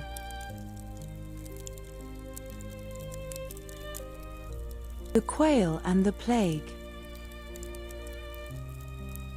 The Lord spoke to Moses, promising to provide meat for the people. They had complained for flesh, and the Lord would give it to them in abundance. Ye shall not eat 1 day, nor 2 days, nor 5 days, neither 10 days, nor 20 days, but even a whole month, the Lord declared, until it come out at your nostrils, and it be loathsome unto you. And the wind from the Lord brought quail from the sea. They flew in from the west, great flocks of birds that covered the wilderness as far as the eye could see. The people of Israel rose early in the morning and went out to gather the quail. They gathered throughout the day and throughout the night, their hands filled with the provision of the Lord. But their greed was greater than their gratitude. The people gathered the quail with abandon, spreading them out around the camp to dry, hoarding the flesh that the Lord had provided. They did not trust the Lord to provide again. They grasped for more than they needed. And while the flesh was still between their teeth, while they were still chewing the meat that they had craved, the anger of the Lord was kindled against them. The Lord smote the people with a great plague, a judgment on their greed and their lack of faith. Many of the people died, their bodies buried in the wilderness. The place was called Kibroth-Hattaavah, meaning the graves of lust, because there they buried the people who had lusted after flesh. The Lord gave them what they desired, and it brought them death. Their greed had overrun their gratitude, and the provision of the Lord became a judgment. Numbers, chapter 11, verses 31 through 34. And there went forth a wind from the Lord, and brought quails from the sea, and let them fall by the camp, as it were a day's journey on this side, and as it were a day's journey on the other side, round about the camp, and as it were 2 cubits high upon the face of the earth.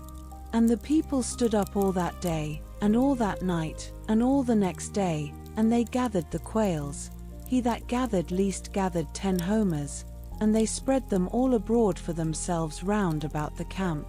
And while the flesh was yet between their teeth, ere it was chewed, the wrath of the Lord was kindled against the people, and the Lord smote the people with a very great plague.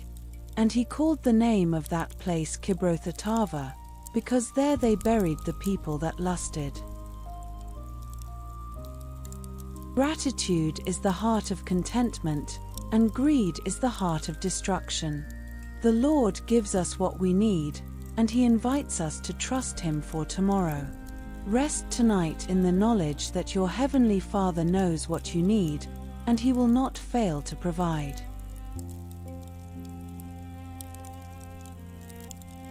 The spies and the unbelief at Kadesh. The sending of the spies. The wilderness of Paran stretched before the children of Israel, a vast and desolate landscape of rock and sand. They had journeyed far from Sinai, following the cloud of the Lord through the harsh terrain, and now they camped at Kadesh Barnea, the gateway to the Promised Land. The hills of Canaan were visible in the distance, a land of promise that had been spoken of since the days of Abraham. The Lord spoke to Moses, commanding him to send men into the land of Canaan. Send thou men, the Lord said, that they may search the land of Canaan, which I give unto the children of Israel. Of every tribe of their fathers shall ye send a man, every one a ruler among them. Moses chose 12 men, one from each tribe, leaders among the people. They were men of standing, men of reputation, chosen to represent their families and their tribes. Their names were written: Shammua, Shaphat, Caleb, Igol, Hoshea, Palti, Gadiel, Gadi, Amiel, Sether, Nabi, and Guel. Among them was Hoshea, the son of Nun, whom Moses called Joshua, a name that meant the Lord is salvation. Moses sent them forth with instructions. Go up this way southward, he commanded, and go up into the mountain, and see the land, what it is, and the people that dwelleth therein, whether they be strong or weak, few or many. He told them to observe the cities, whether they were tents or strongholds, and to bring back fruit of the land. The 12 men departed at dawn, their faces turned toward the distant hills. The people of Israel watched them go, their hearts filled with hope and anticipation. The land of promise was before them, and the spies would bring back word of what awaited them. It was a moment of great expectation, a step toward the fulfillment of the covenant. Numbers, chapter 13, verses 1 through 20. And the Lord spake unto Moses, saying, Send thou men, that they may search the land of Canaan, which I give unto the children of Israel. Of every tribe of their fathers shall ye send a man, every one a ruler among them. And Moses by the commandment of the Lord sent them from the wilderness of Paran. All those men were heads of the children of Israel. And Moses sent them to spy out the land of Canaan, and said unto them, Get you up this way southward, and go up into the mountain, and see the land, what it is, and the people that dwelleth therein, whether they be strong or weak, few or many, and what the land is that they dwell in, whether it be good or bad, and what cities they be that they dwell in, whether in tents or in strongholds, and what the land is, whether it be fat or lean, whether there be wood therein or not. And be ye of good courage, and bring of the fruit of the land.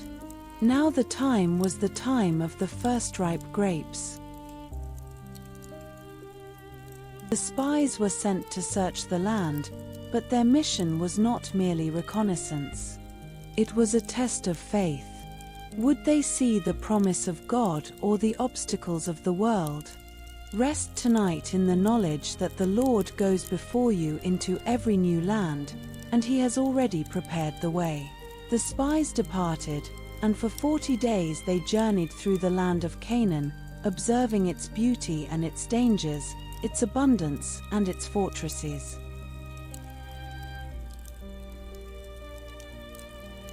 The exploration of the land. The 12 spies journeyed through the land of Canaan, traveling from the wilderness of Zin to Rehob, as men come to Hamath. For 40 days they walked through the hills and valleys, their eyes taking in the beauty and the bounty of the land that the Lord had promised. The land was rich and fertile, flowing with milk and honey. They saw vineyards heavy with grapes, fields of grain waving in the breeze, olive groves stretching across the hillsides. The fruit of the land was abundant, a testimony to the goodness of the Lord. In the valley of Eshcol, they cut down a branch with a single cluster of grapes, so large that it had to be carried upon a staff between 2 men. They also brought pomegranates and figs, samples of the abundance that awaited the people of Israel. But they also saw the people of the land, and their hearts were troubled. The descendants of Anak dwelt there, giants of great stature, men of formidable strength. The cities were great and walled, fortified against attack, guarded by warriors who had lived in the land for generations. The Amalekites dwelt in the south, the Hittites and Jebusites in the mountains, the Canaanites by the sea. The spies observed all of this, their eyes taking in the beauty and the danger. The land was everything that the Lord had promised, a land flowing with milk and honey, a land of abundance and blessing. But the people were strong, and the cities were fortified. The challenge was great, and the spies would have to decide whether to trust the Lord or to fear the obstacles. Numbers, chapter 13, verses 21 through 25. So they went up, and searched the land from the wilderness of Zin unto Rehob, as men come to Hamath. And they ascended by the south, and came unto Hebron, where Ahiman, Sheshai, and Talmai, the children of Anak, were.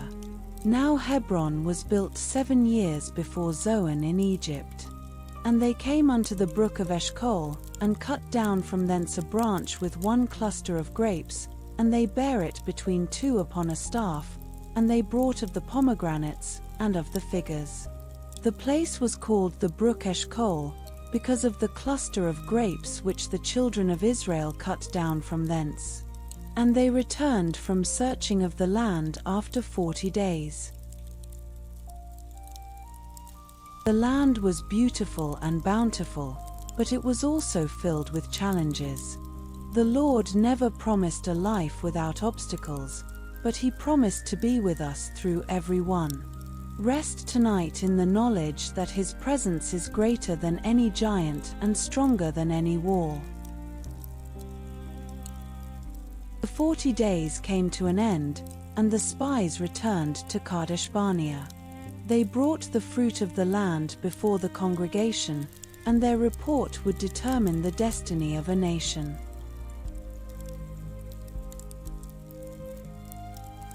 The report of the spies. The spies returned to Kadesh Barnea, their feet weary with 40 days of travel, their arms laden with the fruit of the promised land. The congregation of Israel gathered to hear their report, their hearts filled with anticipation and hope. The land was before them, and the spies would tell them what they had seen. The spies stood before Moses, Aaron, and all the congregation. They displayed the fruit of the land, the cluster of grapes, the pomegranates, the figures. We came unto the land whither thou sentest us, they reported, and surely it floweth with milk and honey, and this is the fruit of it. But then the report turned. Nevertheless the people be strong that dwell in the land, and the cities are walled, and very great, and moreover we saw the children of Anak there. The spies spoke of the Amalekites, the Hittites, the Jebusites, the Amorites, and the Canaanites. The land was beautiful, but the obstacles were overwhelming. The people were mighty, the cities were fortified, and the giants were terrifying. Caleb, the son of Jephunneh, stepped forward, his heart filled with faith. Let us go up at once, he declared, and possess it, for we are well able to overcome it. He saw the obstacles but trusted in the Lord. But the other spies shook their heads. We be not able to go up against the people, they said, for they are stronger than we. They spread a bad report, saying the land ate up its inhabitants, that the giants were like sons of Anak, and that the people of Israel were like grasshoppers in their sight. The congregation heard the report, and their hearts sank. Numbers, chapter 13, verses 26 through 33. And they went and came to Moses, and to Aaron, and to all the congregation of the children of Israel, unto the wilderness of Paran, to Kadesh, and brought back word unto them, and unto all the congregation, and showed them the fruit of the land. And they told him, and said, We came unto the land whither thou sentest us, and surely it floweth with milk and honey, and this is the fruit of it. Nevertheless the people be strong that dwell in the land, and the cities are walled, and very great, and moreover we saw the children of Anak there. The Amalekites dwell in the land of the south, and the Hittites, and the Jebusites, and the Amorites dwell in the mountains, and the Canaanites dwell by the sea, and by the coast of Jordan. And Caleb stilled the people before Moses, and said, Let us go up at once, and possess it, for we are well able to overcome it. But the men that went up with him said, We be not able to go up against the people, for they are stronger than we. And they brought up an evil report of the land which they had searched unto the children of Israel, saying, The land, through which we have gone to search it, is a land that eateth up the inhabitants thereof, and all the people that we saw in it are men of a great stature. And there we saw the giants, the sons of Anak, which come of the giants, and we were in our own sight as grasshoppers, and so we were in their sight. Caleb saw the giants, but he saw the Lord more clearly. Faith does not deny the obstacles, it trusts in the one who is greater than every obstacle. Rest tonight in the knowledge that the Lord is able to overcome anything that stands before you. The report of the spies spread through the camp like wildfire, and the people's hope turned to despair. They refused to trust the Lord, and their rebellion reached its darkest hour.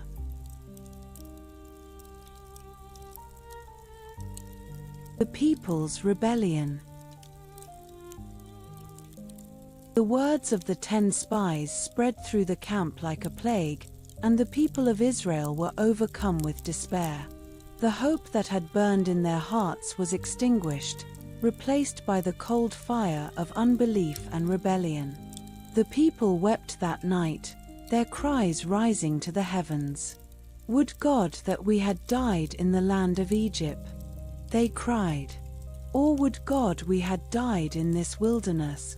Wherefore hath the Lord brought us unto this land, to fall by the sword, that our wives and our children should be a prey?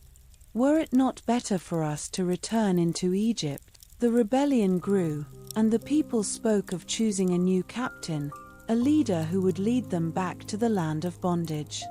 "Let us make a captain," they said, "and let us return into Egypt." They had forgotten the miracles, the plagues, the parting of the sea. They had forgotten the manna and the water from the rock. All they could see was the fear in their own hearts. Moses and Aaron fell on their faces before the congregation, their hearts broken by the rebellion of the people. Joshua and Caleb tore their clothes, their grief turning to righteous indignation. "The land, which we passed through to search it, is an exceeding good land," they declared. "If the Lord delight in us, then he will bring us into this land, and give it us, a land which floweth with milk and honey. Only rebel not ye against the Lord, neither fear ye the people of the land, for they are bread for us. Their defense is departed from them, and the Lord is with us, fear them not." The people would not listen. They picked up stones, ready to kill Joshua and Caleb. The rebellion had reached its breaking point, and the people were on the verge of destroying the faithful. Numbers, chapter 14, verses 1 through 10. And all the congregation lifted up their voice, and cried, and the people wept that night. And all the children of Israel murmured against Moses and against Aaron, and the whole congregation said unto them, "Would God that we had died in the land of Egypt! Or would God we had died in this wilderness! And wherefore hath the Lord brought us unto this land, to fall by the sword, that our wives and our children should be a prey? Were it not better for us to return into Egypt?" And they said one to another, "Let us make a captain, and let us return into Egypt." Then Moses and Aaron fell on their faces before all the assembly of the congregation of the children of Israel. And Joshua the son of Nun, and Caleb the son of Jephunneh, which were of them that searched the land, rent their clothes. And they spake unto all the company of the children of Israel, saying, "The land, which we passed through to search it, is an exceeding good land. If the Lord delight in us, then he will bring us into this land, and give it us, a land which floweth with milk and honey. Only rebel not ye against the Lord, neither fear ye the people of the land, for they are bread for us. Their defense is departed from them, and the Lord is with us, fear them not." But all the congregation bade stone them with stones. And the glory of the Lord appeared in the tabernacle of the congregation before all the children of Israel. The rebellion of the people was born of fear, not of faith. They had seen the hand of the Lord time and time again, and still they refused to trust him. Rest tonight in the knowledge that faith is not the absence of fear, but the choice to trust the Lord in the midst of it. The rebellion of the people reached the ears of the Lord, and his judgment descended upon the nation. The generation that had seen his wonders would not enter the land of promise.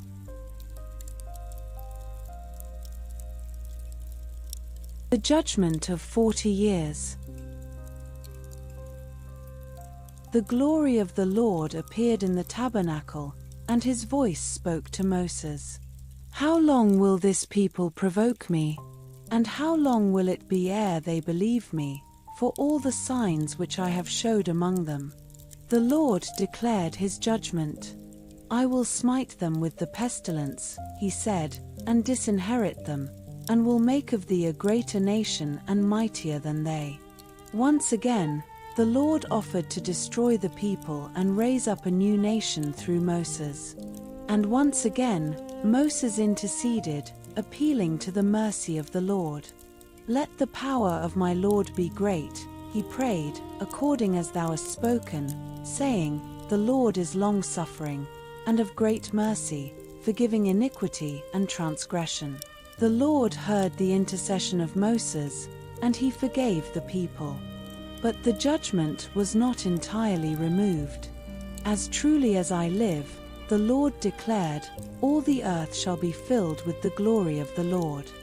Because all those men which have seen my glory, and my miracles, which I did in Egypt and in the wilderness, and have tempted me now these 10 times, and have not hearkened to my voice, surely they shall not see the land which I swear unto their fathers. The sentence was pronounced.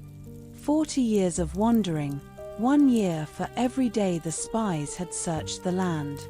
The generation that had rebelled would perish in the wilderness, and only Joshua and Caleb would enter the promised land. The 10 spies who had brought the evil report died by a plague before the Lord. The judgment was sure, and the people of Israel would wander for 40 years. Numbers, chapter 14, verses 26 through 38.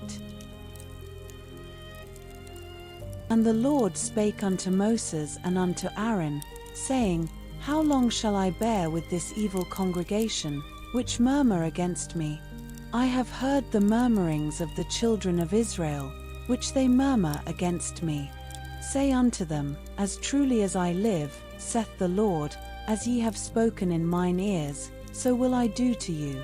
Your carcasses shall fall in this wilderness, and all that were numbered of you, according to your whole number, from 20 years old and upward, which have murmured against me, doubtless ye shall not come into the land, concerning which I swear to make you dwell therein, save Caleb the son of Jephunneh, and Joshua the son of Nun.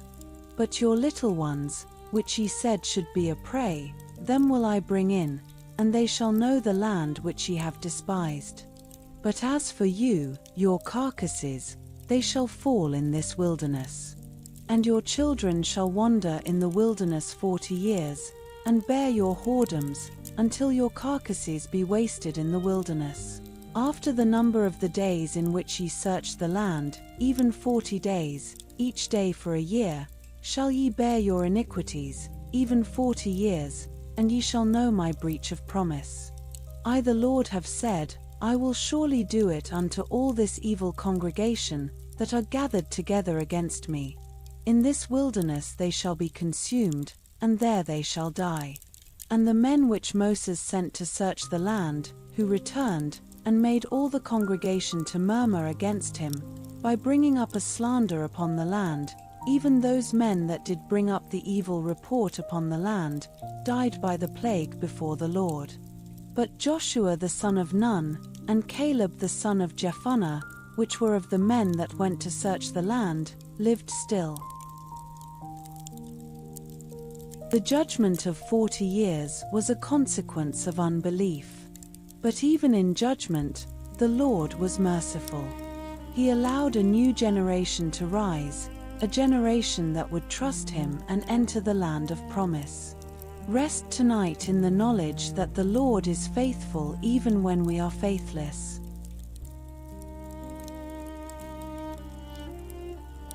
Wandering, rebellion, and the bronze serpent. The wandering years. The years passed slowly in the wilderness of Zin, a vast and desolate expanse that stretched between the mountains of Sinai and the plains of Moab.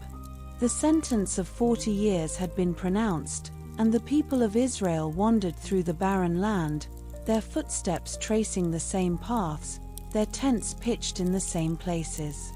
The generation that had come out of Egypt was slowly passing away, their bodies buried in the sand, their hopes fading with each passing year. But life continued in the camp. A new generation was being born, children who had never known the brick pits of Egypt, who had grown up beneath the pillars of cloud and fire. They had eaten manna from heaven all their days, had drunk water from the rock, had seen the glory of the Lord in the tabernacle. They were learning what it meant to be the people of God, to depend on Him for their daily bread. The manna fell each morning, a constant reminder of the Lord's provision. The cloud led them by day, the fire by night. The tabernacle stood at the center of the camp, a dwelling place of holiness in the midst of the wilderness. The rhythms of the journey continued, the slow, patient movement of a people being shaped by the hand of the Lord. It was a time of formation, a season of preparation. The old generation was dying, and a new generation was rising. The Lord was faithful, even in the wilderness. He provided for them, protected them, and never left them alone. Numbers, chapter 20, verse 1, Deuteronomy, chapter 2, verses 1 through 7. Then came the children of Israel, even the whole congregation, into the desert of Zin in the first month, and the people abode in Kadesh. Then we turned, and took our journey into the wilderness by the way of the Red Sea, as the Lord spake unto me, and we compassed Mount Seir many days. And the Lord spake unto me, saying, Ye have compassed this mountain long enough, turn you northward. For the Lord thy God hath blessed thee in all the works of thy hand, He knoweth thy walking through this great wilderness. These 40 years the Lord thy God hath been with thee, thou hast lacked nothing. The wilderness years were not wasted years. They were years of formation, years of learning dependence on the Lord. Even when the path seems long and the journey endless, He is with us, providing for us, shaping us for His purposes. Rest tonight in the faithfulness of a God who never leaves us alone. The years of wandering continued, and the old generation slowly faded away. Then came a day of mourning, a day when a beloved leader was taken from them.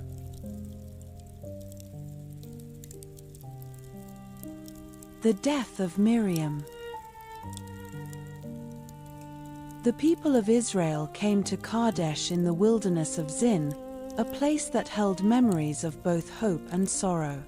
It was here that the spies had been sent, here that the people had rebelled, here that the sentence of 40 years had been pronounced.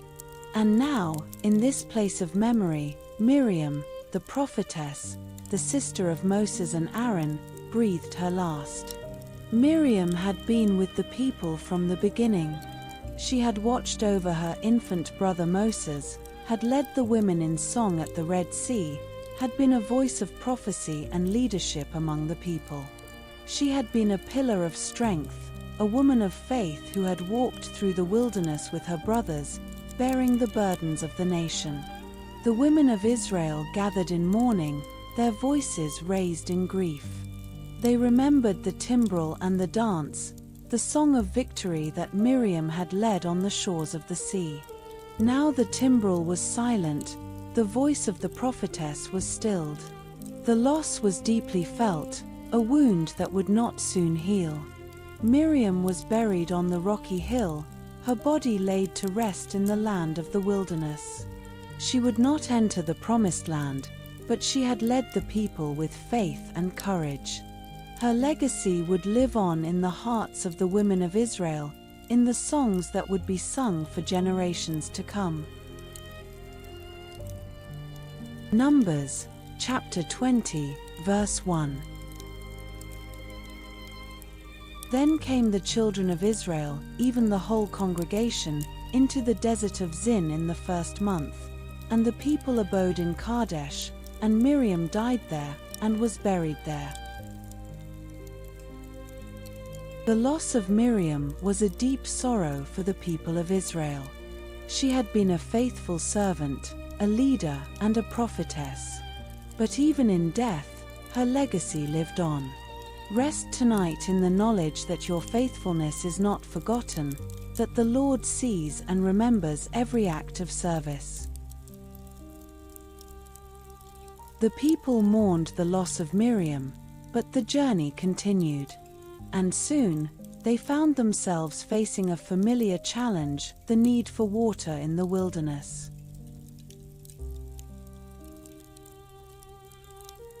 The sin of Moses at Meribah. The people of Israel arrived at the wilderness of Zin, a place of barrenness and thirst. The water supplies were running low, and the people began to chide with Moses, their voices raised in familiar complaint. Would God that we had died when our brethren died before the Lord, they cried.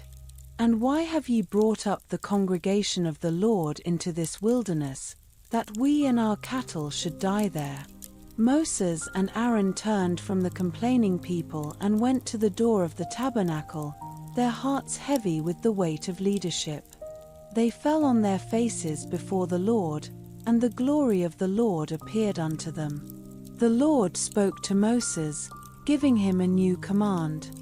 Take the rod, the Lord said, and gather the assembly together, thou, and Aaron thy brother, and speak ye unto the rock before their eyes, and it shall give forth his water. But Moses was angry. The constant complaining, the endless murmuring, the unbelief of the people, it had worn him down. He gathered the congregation before the rock, and he spoke with words of frustration. Hear now, ye rebels, he said, must we fetch you water out of this rock? And he lifted up his hand, and with his rod he smote the rock twice. Water gushed forth, and the people drank. But the Lord was displeased. Because ye believed me not, the Lord said, to sanctify me in the eyes of the children of Israel, therefore ye shall not bring this congregation into the land which I have given them. Moses, the great leader, the man who had spoken with God face to face, would not enter the promised land. His moment of anger, his failure to sanctify the Lord, had cost him the very thing he had longed for all his life.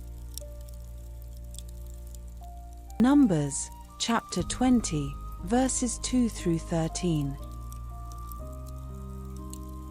And there was no water for the congregation, and they gathered themselves together against Moses and against Aaron. And the people chode with Moses, and spake, saying, Would God that we had died when our brethren died before the Lord. And why have ye brought up the congregation of the Lord into this wilderness, that we and our cattle should die there? And wherefore have ye made us to come up out of Egypt, to bring us in unto this evil place? It is no place of seed, or of figs, or of vines, or of pomegranates, neither is there any water to drink. And Moses and Aaron went from the presence of the assembly unto the door of the tabernacle of the congregation, and they fell upon their faces, and the glory of the Lord appeared upon them. And the Lord spake unto Moses, saying, Take the rod, and gather thou the assembly together, thou, and Aaron thy brother, and speak ye unto the rock before their eyes, and it shall give forth his water, and thou shalt bring forth to them water out of the rock, so thou shalt give the congregation and their beasts drink. And Moses took the rod from before the Lord, as he commanded him. And Moses and Aaron gathered the congregation together before the rock, and he said unto them, Hear now, ye rebels, "Must we fetch you water out of this rock?" And Moses lifted up his hand, and with his rod he smote the rock twice, and the water came out abundantly, and the congregation drank, and their beasts also. And the Lord spake unto Moses and Aaron, "Because ye believed me not, to sanctify me in the eyes of the children of Israel, therefore ye shall not bring this congregation into the land which I have given them. This is the water of Meribah, because the children of Israel strove with the Lord, and he was sanctified in them."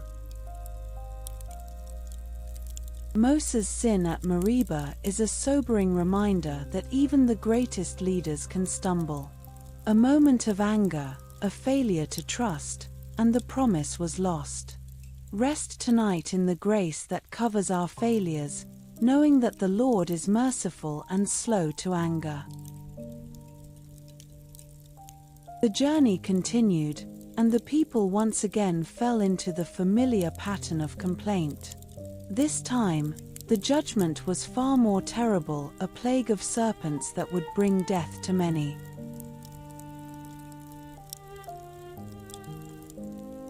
The fiery serpents. The people of Israel journeyed from Mount Hor by the way of the Red Sea to compass the land of Edom. The way was hard, the terrain rough, and the people's souls grew discouraged. Their impatience turned to complaint, and their complaint turned to rebellion. "Wherefore have ye brought us up out of Egypt to die in the wilderness?" they cried. "For there is no bread, neither is there any water, and our soul loatheth this light bread." They spoke against God and against Moses, their words filled with ingratitude and disbelief. They had eaten manna for years, the bread of heaven, and now they despised it. And the Lord sent fiery serpents among the people. The snakes slithered through the camp, their venomous bites delivering a fiery pain that brought death to many. The people cried out in terror, their voices rising above the chaos. They gathered in their tents, their bodies racked with fever, their skin burning with the poison of the serpents. The people came to Moses, their hearts filled with repentance. "We have sinned," they confessed, "for we have spoken against the Lord, and against thee. Pray unto the Lord, that he take away the serpents from us." The judgment had brought them to their knees, and they begged for deliverance. Moses, despite the weariness and the frustration of the years of wandering, interceded for the people. He cried out to the Lord, asking for mercy upon the rebellious nation. And the Lord answered his prayer. Numbers, chapter 21, verses 4 through 7. And they journeyed from Mount Hor by the way of the Red Sea to compass the land of Edom, and the soul of the people was much discouraged because of the way. And the people spake against God and against Moses, "Wherefore have ye brought us up out of Egypt to die in the wilderness? For there is no bread, neither is there any water, and our soul loatheth this light bread." And the Lord sent fiery serpents among the people, and they bit the people, and much people of Israel died. Therefore the people came to Moses, and said, "We have sinned, for we have spoken against the Lord, and against thee. Pray unto the Lord, that he take away the serpents from us." And Moses prayed for the people. The fiery serpents were a judgment, but they were also a call to repentance. The people confessed their sin, and the Lord heard their cry. Rest tonight in the mercy of a God who forgives those who turn to him in humility. The Lord heard the cry of Moses and provided a way of healing, a bronze serpent lifted up on a pole, a symbol of salvation for all who would look upon it.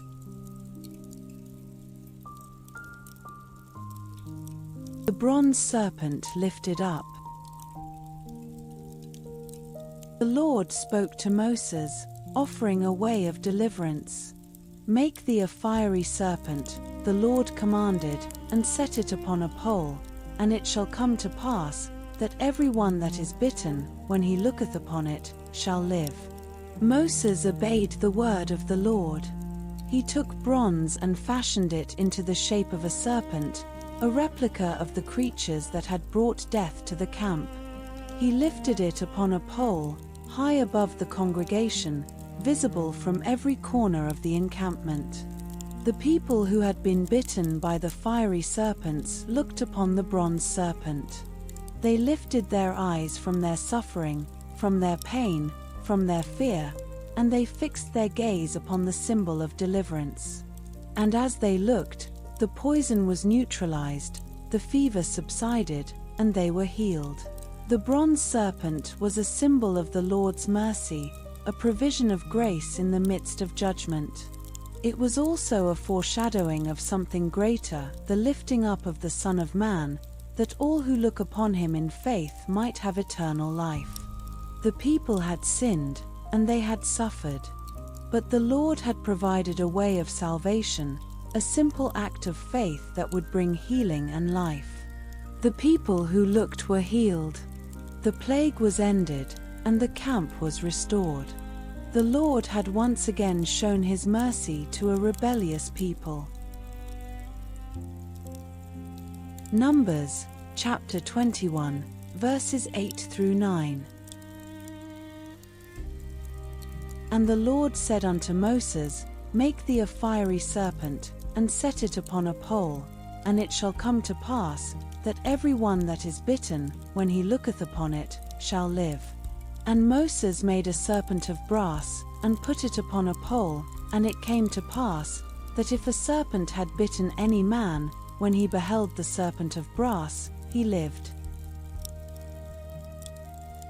The bronze serpent lifted up in the wilderness is a beautiful picture of salvation. The Son of Man was lifted up, and all who look to him in faith are healed of the poison of sin. Rest tonight in the saving power of the one who was lifted up for you, knowing that his grace is sufficient for every need.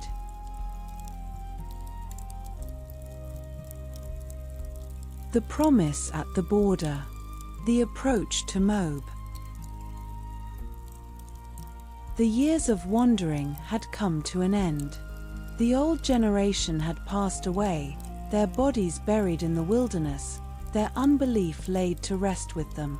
A new generation had risen, a people who had known nothing but the wilderness, who had eaten manna all their days, who had followed the cloud and the fire from their earliest memories. And now, at last, they stood at the border of the promised land. The children of Israel journeyed around the lands of Edom and Moab, avoiding conflict with their kinsmen, following the path that the Lord had set before them. They came to the plains of Moab, a vast and fertile expanse that stretched beside the Jordan River. The water sparkled in the sunlight, a living stream that flowed from the mountains of Lebanon to the Dead Sea. And beyond the river, the hills of Jericho rose against the sky, the first glimpse of the land that had been promised to their fathers. The camp spread across the plains, tents arranged in tribal order, the tabernacle at the center. The pillars of cloud and fire rested upon the plain, a sign that the Lord was with them.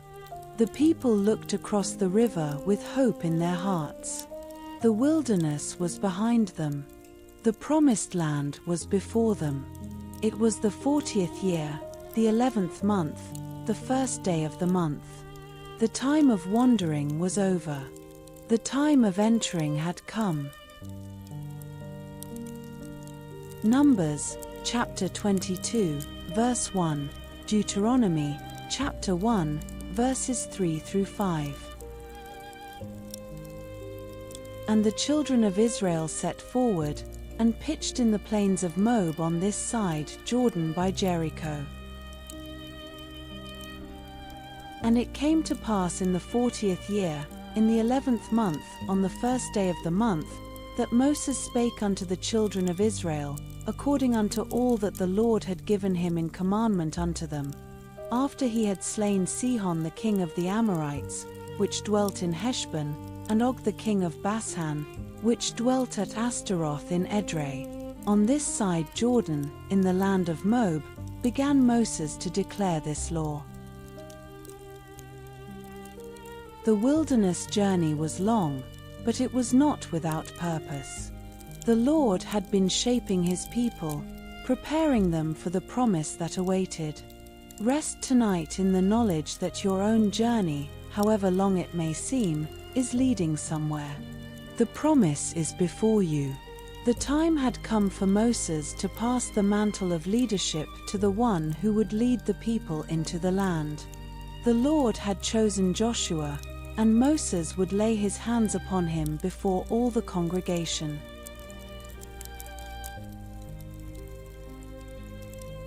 The choice of Joshua. The Lord spoke to Moses, his voice gentle and clear. Take thee Joshua the son of Nun, a man in whom is the Spirit, and lay thine hand upon him, and set him before Eleazar the priest, and before all the congregation, and give him a charge in their sight. Joshua had been faithful through the years.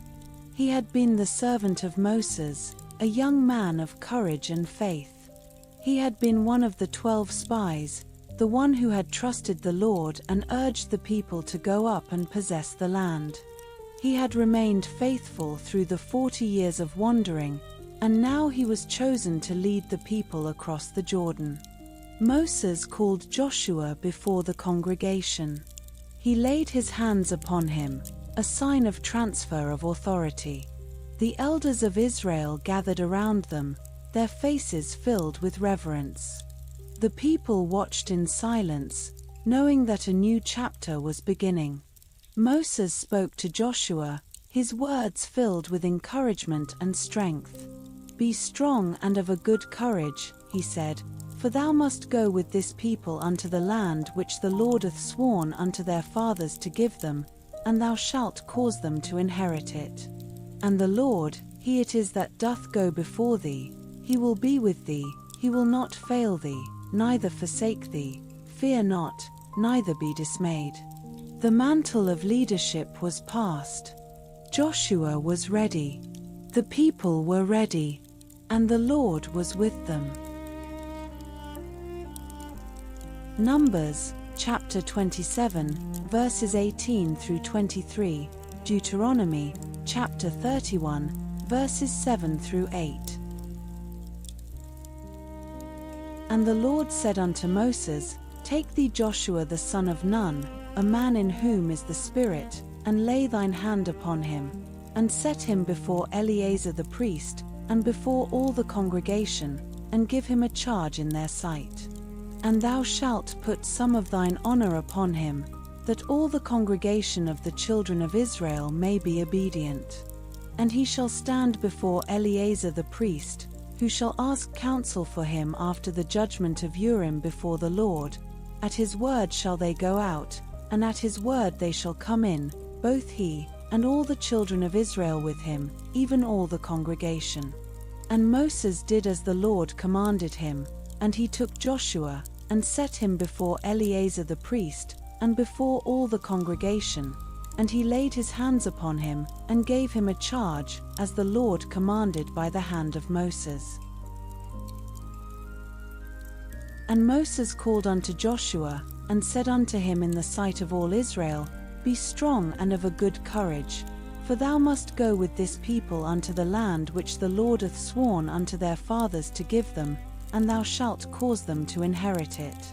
And the Lord, he it is that doth go before thee, he will be with thee, he will not fail thee, neither forsake thee. Fear not, neither be dismayed. The passing of the mantle is a moment of both grief and hope. Moses would not enter the land, but Joshua would lead the people in his place. The Lord's work continues through faithful servants in every generation. Rest tonight in the knowledge that the Lord goes before you, and he will not fail you.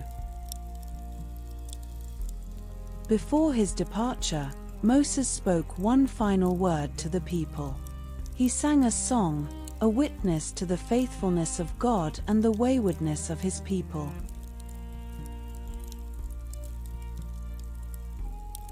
The Song of Moses. Moses stood before the congregation, his voice raised in song. He was an old man now, 120 years old, his eyes still clear, his strength still strong. He sang of the Lord's faithfulness, of the rock whose work is perfect, whose ways are just. Give ear, O ye heavens, and I will speak, and hear, O earth, the words of my mouth. My doctrine shall drop as the rain, my speech shall distill as the dew, as the small rain upon the tender herb, and as the showers upon the grass. Because I will publish the name of the Lord, ascribe ye greatness unto our God. He is the rock, his work is perfect, for all his ways are judgment, a God of truth and without iniquity, just and right is he. The song told of God's goodness, of how he had found Israel in the wilderness and led them to safety. It told of the Lord's provision, how he had fed them with the finest of the wheat and given them honey from the rock. But it also told of their rebellion, their turning away from the God who had saved them. The words were both a warning and a witness. Moses taught the song to the people, that they might sing it to their children, that the generations to come might remember the faithfulness of the Lord. The song would be a testimony against them, a reminder of the covenant they had made. The people listened, their hearts moved by the words of their leader. They would not forget this moment, the voice of Moses raised in song on the plains of Moab. Deuteronomy, chapter 32, verses 1 through 47. Give ear, O ye heavens, and I will speak, and hear, O earth, the words of my mouth. My doctrine shall drop as the rain, my speech shall distill as the dew, as the small rain upon the tender herb, and as the showers upon the grass. Because I will publish the name of the Lord, ascribe ye greatness unto our God. He is the rock, his work is perfect, for all his ways are judgment, a God of truth and without iniquity, just and right is he. And Moses came and spake all the words of this song in the ears of the people, he, and Hoshea the son of Nun. And Moses made an end of speaking all these words to all Israel, and he said unto them, Set your hearts unto all the words which I testify among you this day, which ye shall command your children to observe to do, all the words of this law. For it is not a vain thing for you, because it is your life, and through this thing ye shall prolong your days in the land, whither ye go over Jordan to possess it. The Song of Moses was a witness, a reminder of God's faithfulness and the people's need to remain faithful. Let the words of Scripture be a song in your heart, a reminder of the covenant that binds you to the Lord. Rest tonight in the faithfulness of the rock. The song was sung, and then Moses lifted his hands to bless the people. He spoke words of prophecy and promise over each of the 12 tribes.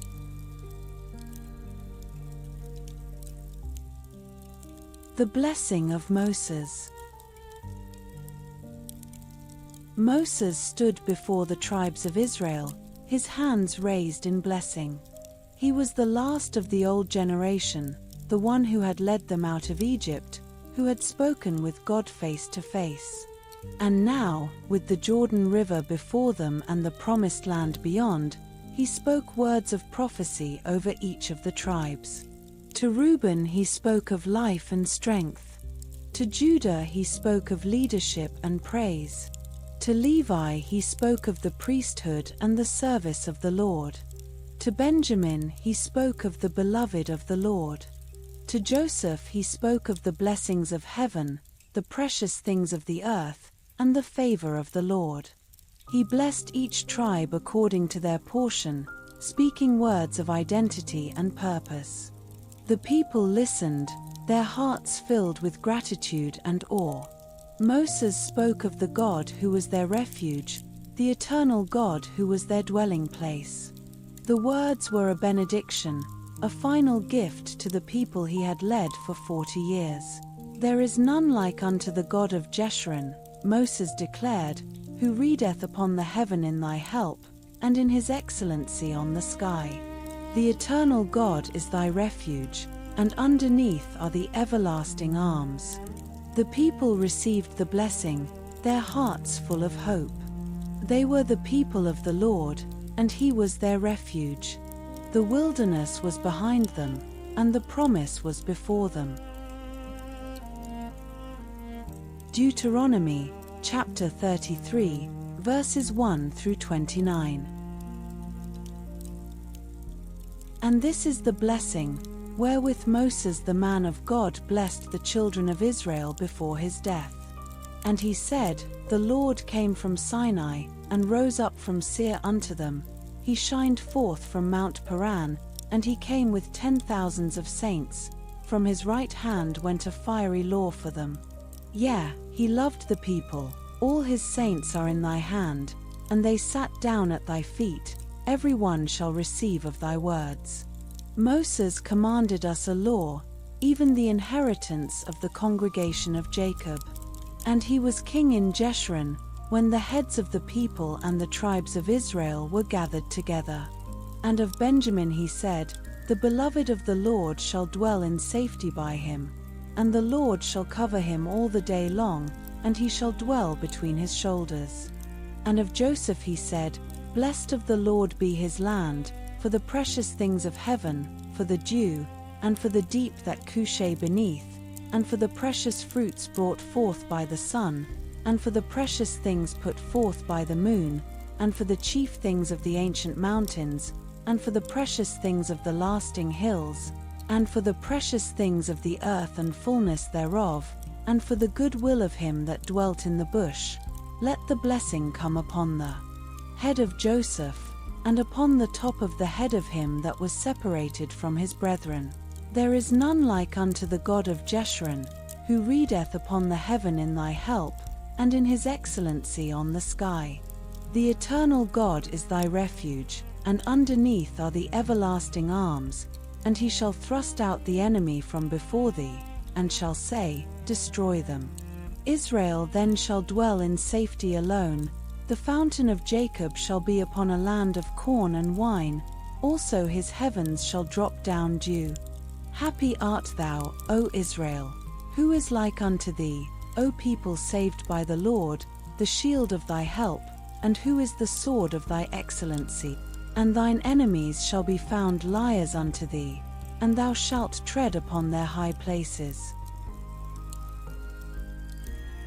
The blessing of Moses was a gift of hope and identity.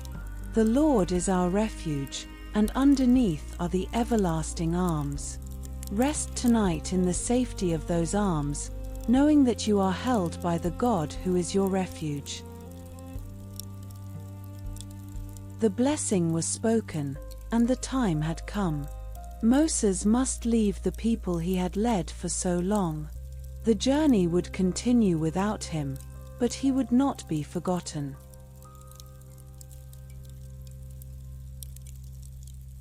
The death of Moses on Mount Nebo. Moses ascended Mount Nebo, the summit of Pisgah that overlooked the plains of Moab. The Lord had commanded him to go up, to see the land that he would not enter. His steps were slow but steady, his heart filled with peace. The journey was almost over, and he was ready to meet his Lord. From the summit, Moses looked out across the land. The Lord showed him all of the promised land, Gilead to Dan, Naphtali, Ephraim, Manasseh, Judah, the Negev, and the plains of Jericho. The land spread before him, a vision of beauty and promise. I have caused thee to see it with thine eyes, the Lord said, but thou shalt not go over thither. Moses stood on the mountain, the wind blowing across the summit, the sky painted with the colors of sunset. He had led the people for 40 years, had spoken with God face to face, had received the law and built the tabernacle. He was the greatest of the prophets, and the Lord had called him home. The Lord buried Moses in the valley, in the land of Moab, and no man knows his burial place to this day. The wilderness journey was over, the 40 years had come to their peaceful close. Moses was with the Lord, and the people stood at the edge of the promised land, ready to enter. Joshua would lead them now.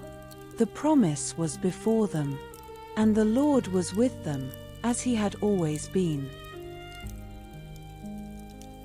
Deuteronomy, chapter 34, verses 1 through 8. And Moses went up from the plains of Moab unto the mountain of Nebo, to the top of Pisgah, that is over against Jericho. And the Lord showed him all the land of Gilead, unto Dan, and all Naphtali, and the land of Ephraim, and Manasseh, and all the land of Judah, unto the utmost sea, and the south, and the plain of the valley of Jericho, the city of palm trees, unto Zor. And the Lord said unto him, This is the land which I swear unto Abraham, unto Isaac, and unto Jacob, saying, I will give it unto thy seed. I have caused thee to see it with thine eyes, but thou shalt not go over thither. So Moses the servant of the Lord died there in the land of Moab, according to the word of the Lord. And he buried him in a valley in the land of Moab, over against Bethpeor. But no man knoweth of his sepulchre unto this day. And Moses was 120 years old when he died. His eye was not dim, nor his natural force abated. And the children of Israel wept for Moses in the plains of Moab 30 days. So the days of weeping and mourning for Moses were ended. The wilderness journey had come to an end. Moses had finished his race, and the people stood ready to enter the promise. The Lord had been faithful through all the years, and he would continue to lead them. Rest tonight in the faithfulness of a God who leads his people from the wilderness into the promise.